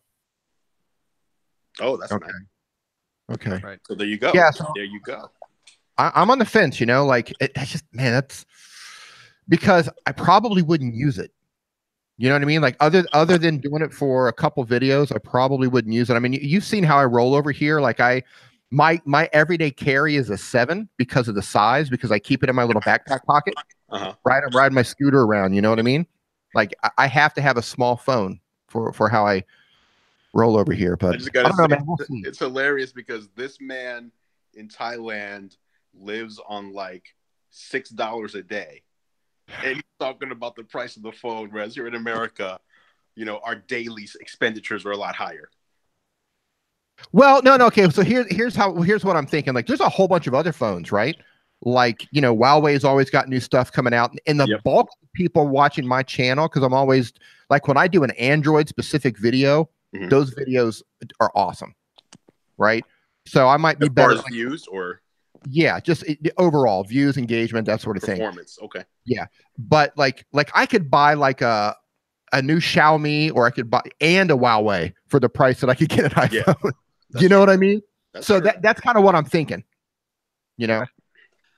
Yeah, it's practical. But we'll see, man. Like, it might be an impulse buy. I might walk into the store and grab one. I'm going to convince you to do it. You might. You might. You might, man. Yeah, I think this is one of those years where some people are really thinking, like, do I need a new iPhone? Like, a lot of people are thinking that. Yeah, you know, like, okay, so I have an iPhone 8 Plus, and I don't want to spend $1,000. So the only option for me to go away from my iPhone 8 Plus is to go with the XR, and you know, for anybody who's like really making a purchase decision and not just like, is it the new iPhone? Yes, I'll take it. Right. And then there's a little bit more for them to think about there. Yeah. Right. I got you. Yeah. I need to drop off because I need to get up in the morning to head over in rush hour traffic to the store to pick up the new phone and watch. So let me ask you before you go. Yeah. You think if I come out with a video like I got the iPhone tomorrow, like the whole internet's gonna explode? Yeah, I mean, obviously not the whole internet, but it's just you have my whole views. Internet. When did you publish that 1 million view video? Like 2 days ago, 3 days ago? It was last Friday, I think. Okay, so 6 days ago. Yeah. So, and you obviously got a lot of subscribers from that video. So all those, I mean, it's perfect troll bait. You are what you said Apple was doing with the XR is what you're doing with your videos right now. You are trolling your biggest fans, but I like it. I'm gonna have that. Actually, the best GIF you can use when you're watching something is the Michael Jackson popcorn gif because there is no Beatles popcorn gif. Yes, I understand. I understand. So here we go. Here we go. That's going to be me just watching the comments roll in. I'm going to be enjoying this. Yeah, because that's the thing that I so I put out a quick video today where I was just like, look, I don't hate Apple.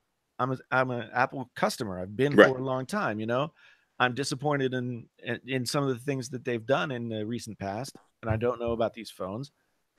But you know, and then some people commented on that video saying like, because I said, yeah, I'm gonna go out tomorrow. I'm gonna grab one just to see what it's all about. And people were like, you said you weren't gonna get it. And there's a difference between me as a person, like would me as a person who would would go and get the phone. That's one thing.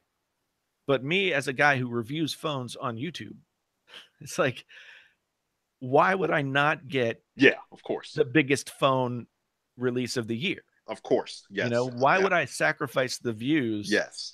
I completely understand that. So it's like, okay, I can make more videos about this.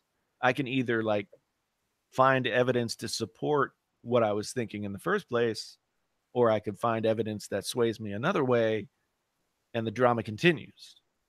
That's true. So it's I'm a little bit nervous about it because I do know that it's gonna like people are gonna lose their. You're not gonna lose subscribers though, so don't worry. No, I mean that's not. It's funny. Like I'm not really worried about that so much as like, you know, there's like a level where the negativity is just like, okay, negativity, fine, I don't care. You do your thing. Mm-hmm. And then there's a level where it's like, okay, my head's below water. you just have to not care. You just have to not care. Yeah, I'm with Andrew on this one, man. Just do it. Yeah. Just normally I don't, but like and get the watch. And get the watch. I'm going to try and get the watch. Now I am interested in the watch. I'm totally interested in the watch. Yeah. The watch is seemed like the best thing that they announced. I'm excited I'm with you on that. That's absolutely correct. I think the watch is like the sleeper product. It was the most impressive thing that they had at that show, and very few people are really talking about it. Yeah. You know, but I don't think people see the value of what the Apple Watch is now and can be later. Mm-hmm. They still see it as like an also ran accessory because that's what most smartwatches became. I think it's how it started, because the Apple Watch kind of started not really knowing what it was going to be. Right. And it was so slow. I don't know if you have the first one, but it was so slow. It was terrible. It was like a beta product. Apple Watch 1 was terrible. And also, I think, quite honestly, a lot of the features that appealed to me when I thought about it later was like, man, I'm getting old because I'm excited about fall detection. And I'm excited about like checking my heart rate. What 21-year-old person is like, ooh, fall detection and EKG? Like, they don't care. Well, I mean, it depends on how much they drink. Gift that people give their parents. Yeah, I mean, maybe if I was like an inveterate drunk, or still was an inveterate drunk, the fall detection might be a good thing, because if I pass out in the gutter and I don't get up, they're going to call emergency services, and I don't die choking on my own vomit. I appreciate Apple like going into this whole health thing. I think that's going to be Tim Cook's thing.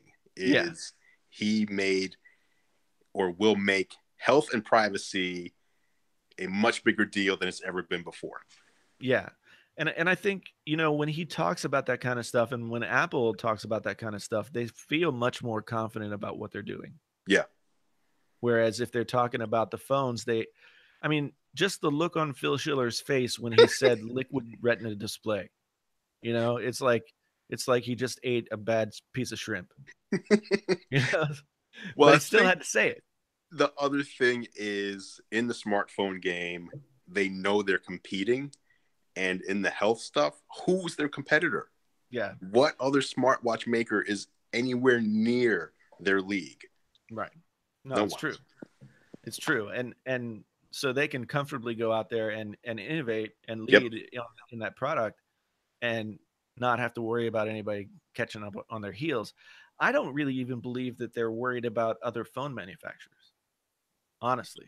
You're probably right. You're probably right. They don't have any reason to. Because they have a base. They Yeah. have a base that they talk to. And they have, you know, they know they're going to sell all kinds of phones, and they're $1 trillion company based off of the back of the phones. Absolutely. So who's coming to take them down this year? Samsung's best shot was the Note 9, and it's a great phone. But don't say Google. Don't do it. No. So I mean, Samsung, the Note 9 is a great shot, but it's not taking down the iPhone. Not at all. And Google's and also ran before they even introduced their product. You know, if they have to go, if they're actually trolling and all of this is a big marketing thing to lead up to them releasing a phone different than what they've leaked, that's still only going to be good for a couple of news cycles. True. And they're, you know, they sell what? Haven't they sold 10 million Pixel phones? Period. Yep. If you include the Pixel 1. Yeah. Period. Yep. And that ain't gonna even double that, triple that, quadruple that is not getting close to iPhone territory. Yeah. Gentlemen, I gotta get out of here. Same here. Yeah. Viper, I'll see you next month. Jason, I will see you No next problem, month. man. Andrew, I will see you next month. Guys, Absolutely. I'm so fired up for going to Bit Summit. Same Yeah, it's here. gonna be Don't good. crash your bike. Dude, I got hit by a car. Don't do it again before Vid Summit. Dude, I got hit by a car, man. That's Like terrible. right. Yeah. Right before Video Marketing World, man, I got smashed by a car. My legs, if I showed you my legs and my foot's still all bandaged, is all wrapped up. I'm a mess, man. I'm a mess. Yeah, You know how we roll over here, though. That's I how, know. that's Heal how you up, got man. addicted to that Indian Viagra. Yeah. Those Indian painkillers are pretty good, too. I'll tell you that. Yeah. Not as much quality control. Right. Exactly. Yeah. So, Jason, man, again, congratulations, man. Thanks, brother. Huge milestone. Yeah. And I I'll see you appreciate guys next month. Thanks for having me on. All right. Yeah. I'm out as well, Cheers, guys. everybody. All right. Peace Have a out. good one. See you later, Andrew. Later, guys. See you, Viper. See you, Jason. Jason. Now it's just the two of us again, Mr. Viper. Same way we started, man. And it's 1:30 in the morning. 1:30 in the morning, and I'm surprised you're still going, man. I'm proud of you. I don't know. Yeah, it was fun. It was a fun talk. It was a fun talk. You know? be getting out of here by now. Well, it's time, I think, to do just that because, you know, I just want to, like, I've been grinding so much to get to this milestone thing, and now it's like, okay, I'm here. Like, I want to do something that's fun, and hanging out with you guys on a stream is fun. And I know that tomorrow it's back to making more videos. So what are you doing tomorrow? Are you going to do an unboxing, or are you just going to do another one of your specialty videos? I'll probably do, well, it depends on what I think once I get the phone. But I'll probably just do kind of like okay, I bought the iPhone. Okay. Yeah. You know, and let's look at it and see what it is. Oh, I can only imagine the comment section of that video. Whoo, boy. Yeah. Well, like I said, like, why would I not get one? I'm not buying it. It's solely because, like, I want it. You know, it's quite possible that, you know, if I was only buying phones for myself, I might just still have the iPhone 10 and I wouldn't care. You know? Well, I mean, I do this because I care. But well, part of you does want it. Don't like you don't. Oh yeah, no, absolutely. Absolutely. I mean, you know, so there's like the part of me that's sort of thinking about this logically and sort of breaking down the arguments and really analyzing it. And then there's the part of me that's like, ooh, it's a new iPhone. You know? So what carrier do you go through? well, I have family account that has like way too many phones on it. And then I started a business account with AT&T. Okay. So that's going to be the account that I use for most stuff. You know, at least like business wise. I'm gonna. Do you have to have like any special like requirements to start a business account with a carrier?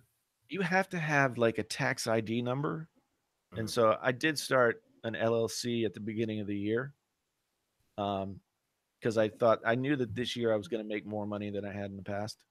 So when I was in my band, I didn't incorporate the band, and everything ended up all the band finances were in my name.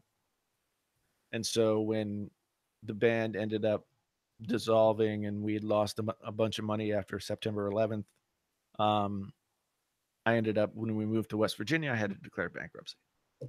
So LLC, very important. So real quick, take me through the process of starting up an LLC. How does that work exactly? I think it's a little bit different in all states, but what I had to do was, it's weird because it was hard to figure out what to do. I looked around on the internet, and basically I had to write a letter that stated these things, like who I was and what what the company was going to be called and who was going to be the main person, et cetera, et cetera. And I just kind of copied the form that I found online, but there's nothing at Iowa State government website that says, here's the form you use. I just made it up, and then I mailed it in with a check for $50. Okay. I mean, it was like the most 1970s thing I've done since the 1970s, but yeah, it was like, it was a pain in the ass because it ended up taking longer than, it took like 2 months to get everything back. But then you get your tax ID number, and that's what you can use to start the business. And, so I got the business account with AT&T, and they were willing to like sell me phones and stuff, but because the business doesn't yet really have any credit built up, they required me to like put down $300 on the phone, which is fine, I'm just looking at the chat now. Right. So yeah, it's at this point, like, most of the money that I've made, I mean, it's mostly been just AdSense revenue, and it hasn't been enough that like it didn't come in and go back out again. Like on average, like $1,500 to $2,000. And if I'm putting money into the business or whatever, trying to get better cameras or whatever, then that's not money that's going into the bank. But so let's see, we got channel 808. Go to LegalZoom for your LLC. Okay. Yeah, but be careful because they'll charge you for something that you can do yourself for free. Yeah. That's the one thing. And people told me like, well, you go get an attorney and have them help you put the letter together and all that.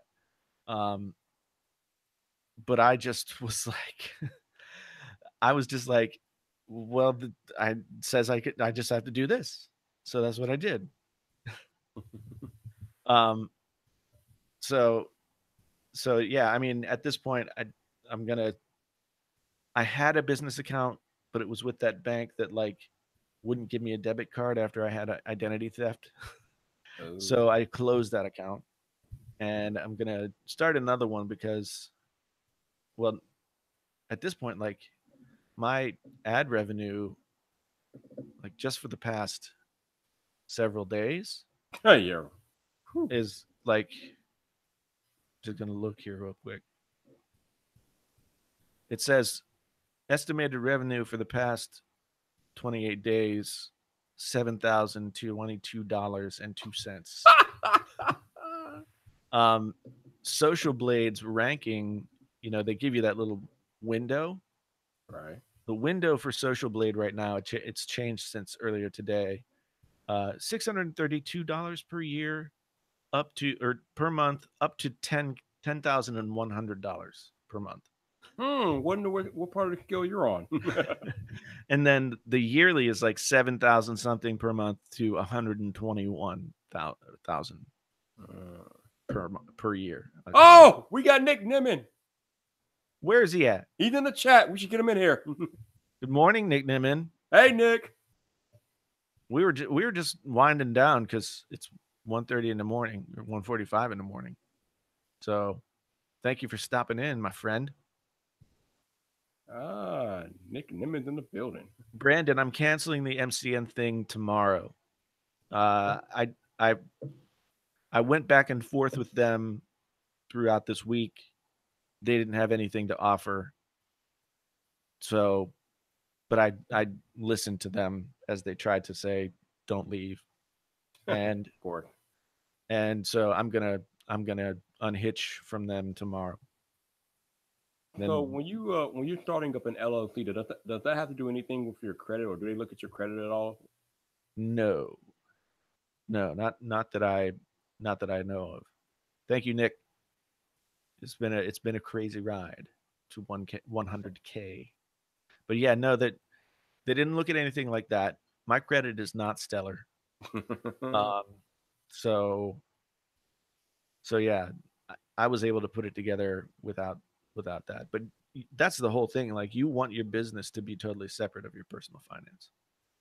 Right. You know, so if something goes wrong, you don't have to. The only thing that I have to worry about. Thank you, Phantom. The only thing I have to worry about is like my student loan situation. Like, if I start making a bunch of money, yeah, I've just been having like it's been a, almost 3-decade battle with these student loans, and it's gotten to the point where like I owe as much in interest as I owed in principal. Wow. Yeah, and I got loans myself, so I can only imagine. So. Yeah, so it's just like, and what they want me to pay is not something that I could actually reasonably pay. So it's just a constant, like every 3 to 6 months I just talk to them. I say I can't do that, and they say, well, we can give you a deferment, and I say okay. And it's gone on for years, so it's no fun. But no fun at all, not at all.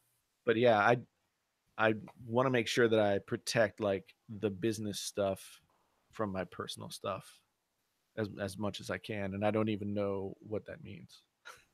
But yeah, well, that's good that they don't look at your credit and nothing like that. I'm not in that much better position with credit myself, though. Yeah. Well, I mean, I think one good thing about where we are in terms of our country and its relationship to business is it's a very, very business friendly nation right now. It's not very friendly in other ways, but people want to encourage people to start small businesses and stuff. So that's what we're doing. Yeah, we are a capitalist nation, but the only thing about starting businesses is the taxes I hear are murder. Yeah. I've been thinking how nice it would be to move to some place that didn't have winter, but wasn't too humid, and didn't have personal income tax. Which I think leaves only Texas or Florida. Well, Florida's too hot. Yeah. Too Florida's much humidity hot in Florida. It's just I get sticky thinking about Florida. Yeah, right. But yeah. I think, like you said, I think Texas is the only other place. Yeah. And there are some great places in Texas, and there are some scary ass places in Texas. Oh, I'm sure. So, stay away from no rattlesnake, man. Yeah. Well, thank you, Ellis. I think right now I have like tired voice. Yo, Nick Nimitz says, leave the country and save a ton. That's what we were just talking to your brother about. He was telling us like how much you guys pay for stuff in Thailand as opposed to what you would pay for that here. And yeah. Yeah, but Afi, thank you for being here, man. But like you were saying, it's not all peaches and roses over in Thailand either. I mean, for everything that we think might be easier over there, they have their struggle too, like for the whole visa situation. That'd be kind of annoying, I think. Yeah. I mean, I had a friend who was a UK citizen who was living over here for an extended period of time, and I know he struggled to get status where he was able to sort of stay. But actually, he ended up having kids in the U.S., and that's what gave him the window to be able to stay. Tax discounts are always good, but yeah, that's what D said. The visa is a struggle. Right. Yeah. So anyway, I'm getting tired. I am tired. Not kidding. I am tired. And I guess I should go to bed, given that fact I probably need to be up early in the morning. Yeah. I guess I do too, because I don't think there are going to be lines at the store. I don't think so. I mean, I meant to talk about that earlier, but yeah, I don't. Yeah, I mean, every year I think it's getting less and less difficult to like line up for an iPhone just because most of us pure online or something like that. So when I got the 8 Plus last year, I went out to the Verizon store and I just walked in the store and asked for one. well, last year was kind of an anomaly because the 10 was on the back burner, so a lot of people didn't go pick up the 8 or 8 Plus. So right. I think this year might be a tad bit difficult because yeah. I mean, do we really think people are going to wait for the 10 Hardo? I mean, I mean, only people who can't afford the higher price phones are going to wait for the 10R, but that's going to be a lot of people, I think.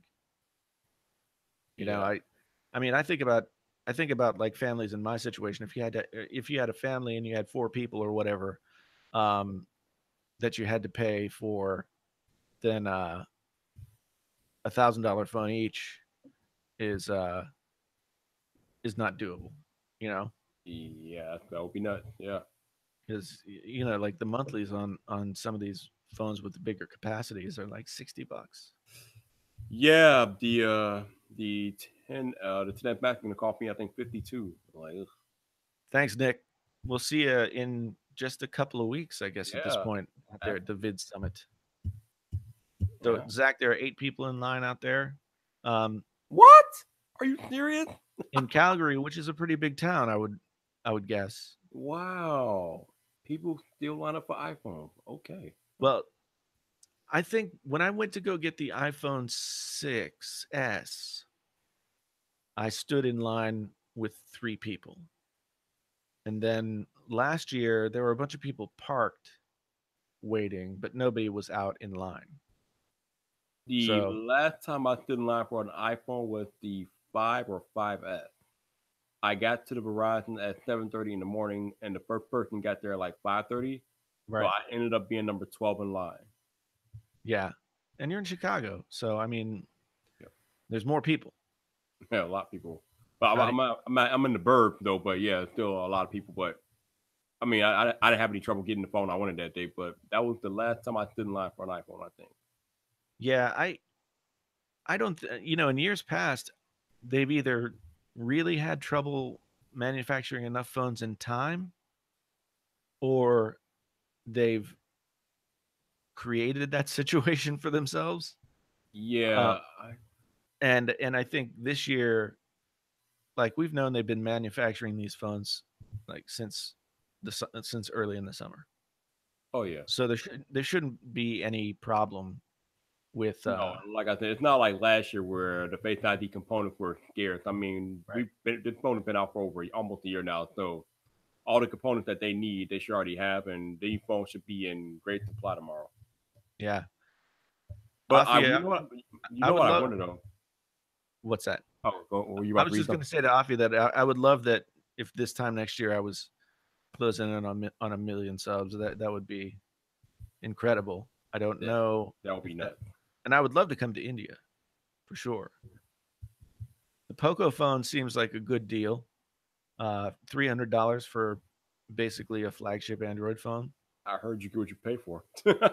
Well, that's the thing. Like, you know, how long is it going to last? What kind of stability and build quality is it going to have? That kind of thing.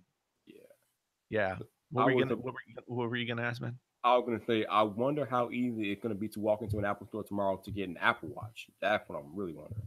Yeah, I don't know. Because I mean, I've never really paid attention to the availability of the watches on launch day. Because right now, I think they're all on back order if you try to order through the Apple Store app.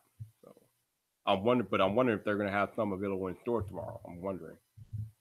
Yeah. Well, I'm definitely going to ask. So, Oh, definitely, absolutely. if you know, no reason, you don't, no reason to send one over. I appreciate the offer though. You want to send you a poker phone, okay? Yeah, no, that's totally cool. Jason's like, no, I'm good. I'm okay. I don't want somebody to go to that expense. It's not necessary. I appreciate the offer.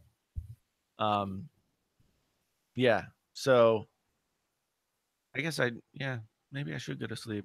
What time does I'm trying to figure out if I want to go to the or to the AT&T store and get a phone there, but I don't know if the AT&T store carries the watches. That's the thing. I don't know if you're going to be able to get the watches at the carrier stores. I think the watches are probably only going to be available at Apple. Wow, you might be right. I don't know.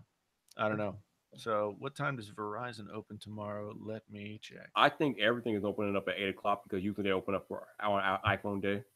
Yeah. And I know Apple's going to be open at 8. So I think all the carriers are probably going to be open at 8 too. Right. Okay, I'm here. At least that's how it is in the past, and I don't see why it would change this year. So yeah. Basically, if I go to Verizon, I have to pay off a phone. Yeah. So the reason I found out why I was having so much trouble pre-ordering the Apple Watch that night is because I spent too much money with Verizon. And you hit the cap. I hit the cap. So in order for me to get a watch on device payment, I would need to put down $300 for a down payment. Like, damn. Yeah, I've been at the cap for a while. So basically, I have to pay off something in order to be able to get something. Yeah, that's what I have to do too. I have I have way too many devices that I have on device payments, and they're like, yeah, you need to pay some stuff off. I'm like, oh, damn. Right. Yeah. Man, I'm just looking at the Apple Watch here on the Verizon site. The 44 millimeter aluminum is $83 or $88 a month. 88, yeah. $88 a month. That's crazy. It is.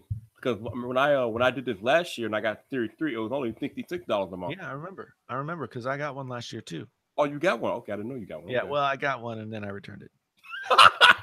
Of course you did. Of course you did. Yeah. But yeah, they're like 88. Like, what the hell? Yeah. They're charging you for all that new heart rate sensor stuff. I guess. Yeah. I guess. Whew. Yeah. But if we got to be up at before 8 o'clock, I guess we should get out of here. Yeah, I guess we should. I'm kind of having fun now. Yeah, well, that's true. It's true. Yeah, I gotta find. What are the hours here? What are the hours for you, Verizon? I'm telling you, it's 8 a.m. Everything's opening up at 8 a.m. I know you're right, but I'm just. You want confirmation? No, I got you. You want to see it? They should have some special hours. I would think. Yeah, their website is like all over the place. So. Let me see if I can find anything. I don't know. I doubt it though. But I am 99.9% sure 8 a.m. is the opening time for everybody tomorrow. This says tomorrow 10 a.m. to 7 p.m. That's not happening. I don't think that's right. Nobody's losing that type of money. Yeah. Really. Yeah, this might just be like a website thing, that's just automatically there. Let me see if we can Google this. iPhone day. John sent me a picture of his internet is out. Oh, that's how he dipped out of there. Okay. Yeah, so he sent me a picture of his little wireless thing with the Windows 10 with the asterisk above the wireless, which means I hate that. Oh, yep. I don't know all about it. So I wonder why he disappeared all of a sudden. So Genosis says he can look up stock for the Apple Store near your location.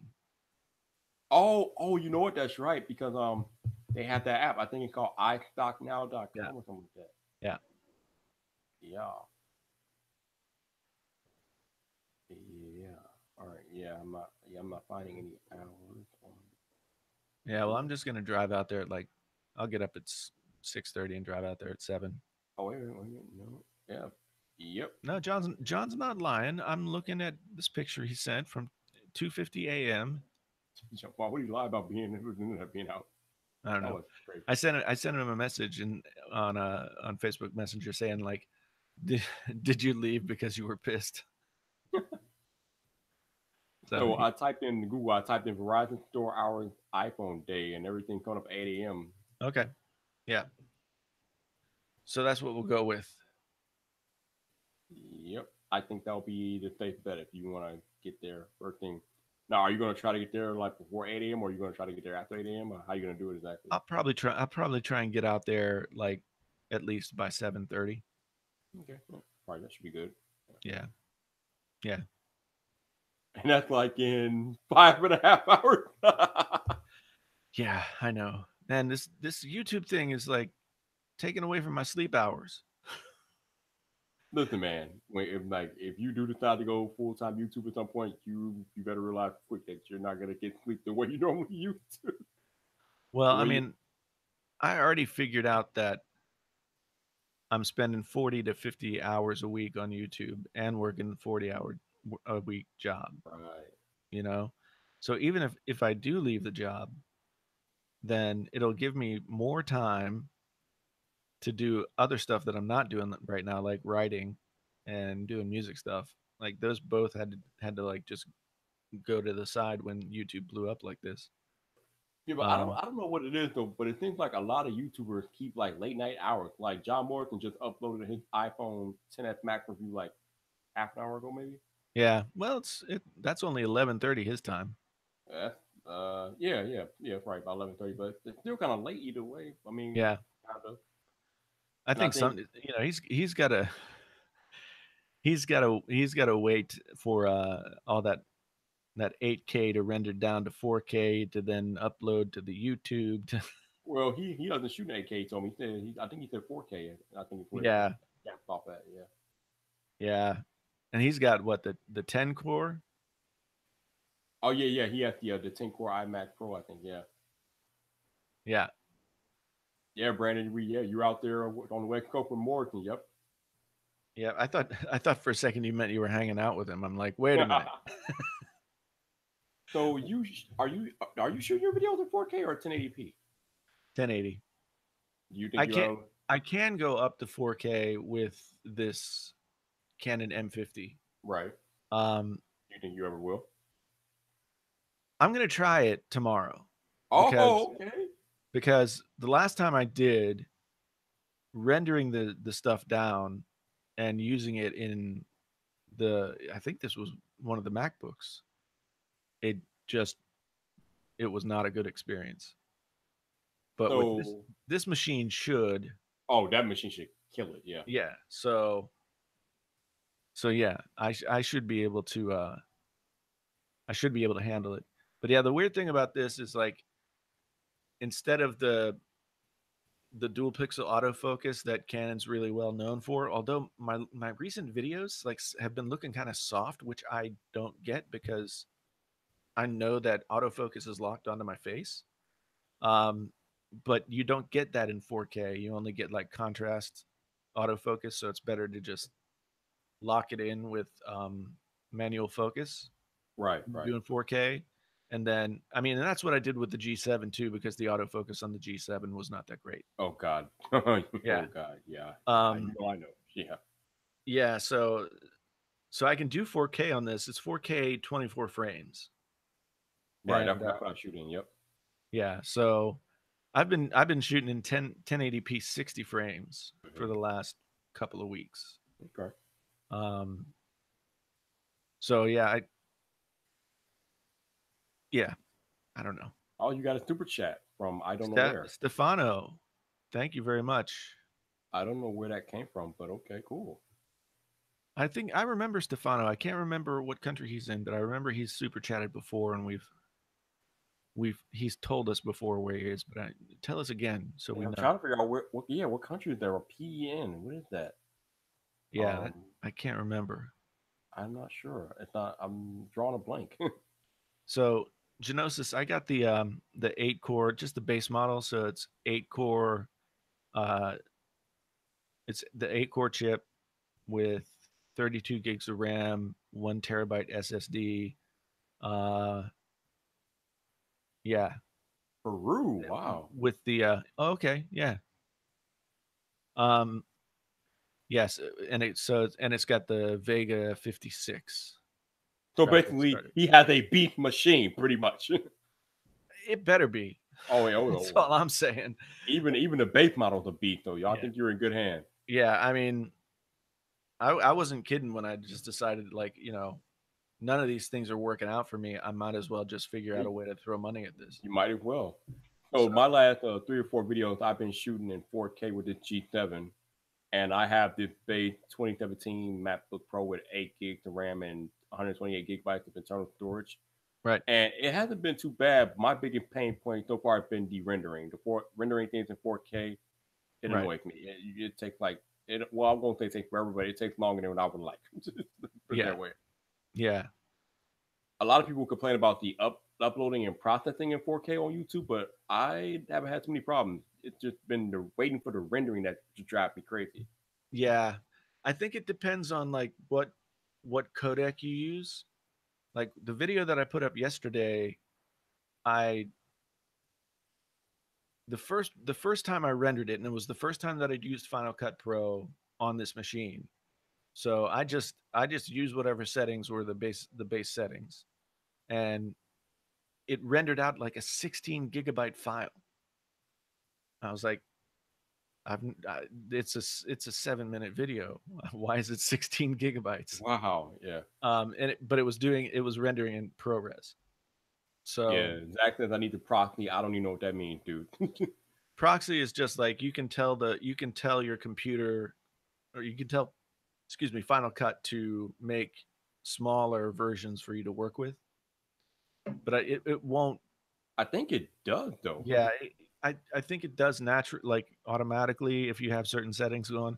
But at the end of the day, like the rendering is still gonna take time because you're using the full scale stuff. So yeah, it's that 16 gig file rendered in 3 minutes. Oh wow. So 1080p 16 gig render in ProRes on this machine rendered in 3 minutes yesterday. And I was like, okay, that's pretty good. You're like, I'll take that off. And then I was like, oh, I understand why it's so big. I'm not using H.264, which is what I'd been using before. So it's a lighter codec. So the audio, I forgot to bump the audio when I uploaded it the first time. So I bumped the audio, I re-rendered it out as a H.264, and I literally didn't, like, all of a sudden I was just sitting there. I just started the render and then it popped up as finished. I was like, huh, okay. You're like, I have the magic machine. Yeah, it was crazy. Yeah, it's this machine, like I have not yet come to fully understand what it's capable of. Oh yeah, I've heard things. Yeah, and I've never spent this kind of money on a computer like this. I mean, well, especially considering now that you're going harder on YouTube and you now have the means to, you slightly have the means to do what you need to do. Then you gotta put the money on it, man. You gotta put that money in. Right. You're gonna be using it a lot, so you might. Why not? Yeah. So Genosis says the more you compress, the more you're gonna tax the CPU. Okay, so what does that mean for me? Like if I go ProRes, which is the file format that's native, I believe, then I get a bigger file, but not as much compression. See, these are the things that I still don't fully know. Yeah, I got the base model iMac Pro. Yeah, ProRes is native. Yeah. Yeah, I shoot the footage on the G7. I take the memory card out of the G7, plug it into this little adapter thing, which plugs into the MacBook, move the files over, throw them in the Final Cut, and do my editing. Right. Yeah, that's basically what I do. I mean, my edits are not anything fancy. Yeah, all the proxying and other stuff y'all talking about out of ProRes, I have no idea. I just throw the files in Final Cut, I edit, and I wait for it to render. And because I remember, bro, I didn't even, you know what? I hear people talk about render. I never really knew what it understood what it meant until one day when I uploaded a video to YouTube and I had like a motion graphic as part of my video, Right. and some of the graphics was missing, and I'm like, what the hell happened? Yeah. And I tried uploading the video again, but the graphics was still missing. So then I think I realized that the graphics were missing because I uploaded the video, or I exported it before it was done rendering. Right. So I think that's why I was missing graphics. I'm like, oh, that's what happened. Okay.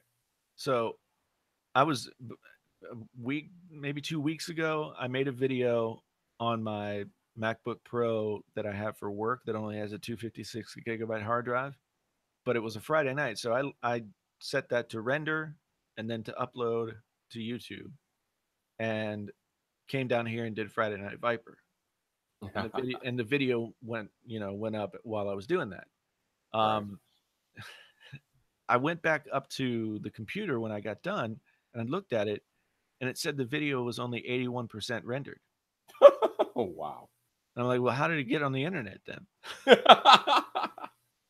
But I went and looked at it, and it was blurry.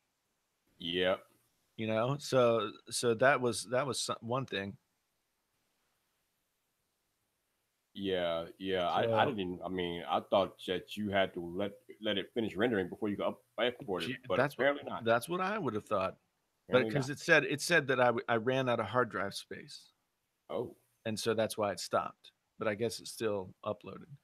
Uh, So Genosis, so if I render out in ProRes, then I'm getting a bigger file, but I can upload it to then I can upload it to YouTube. They'll do the compression, and theoretically the video will look better. So yeah, okay, you just answered my question.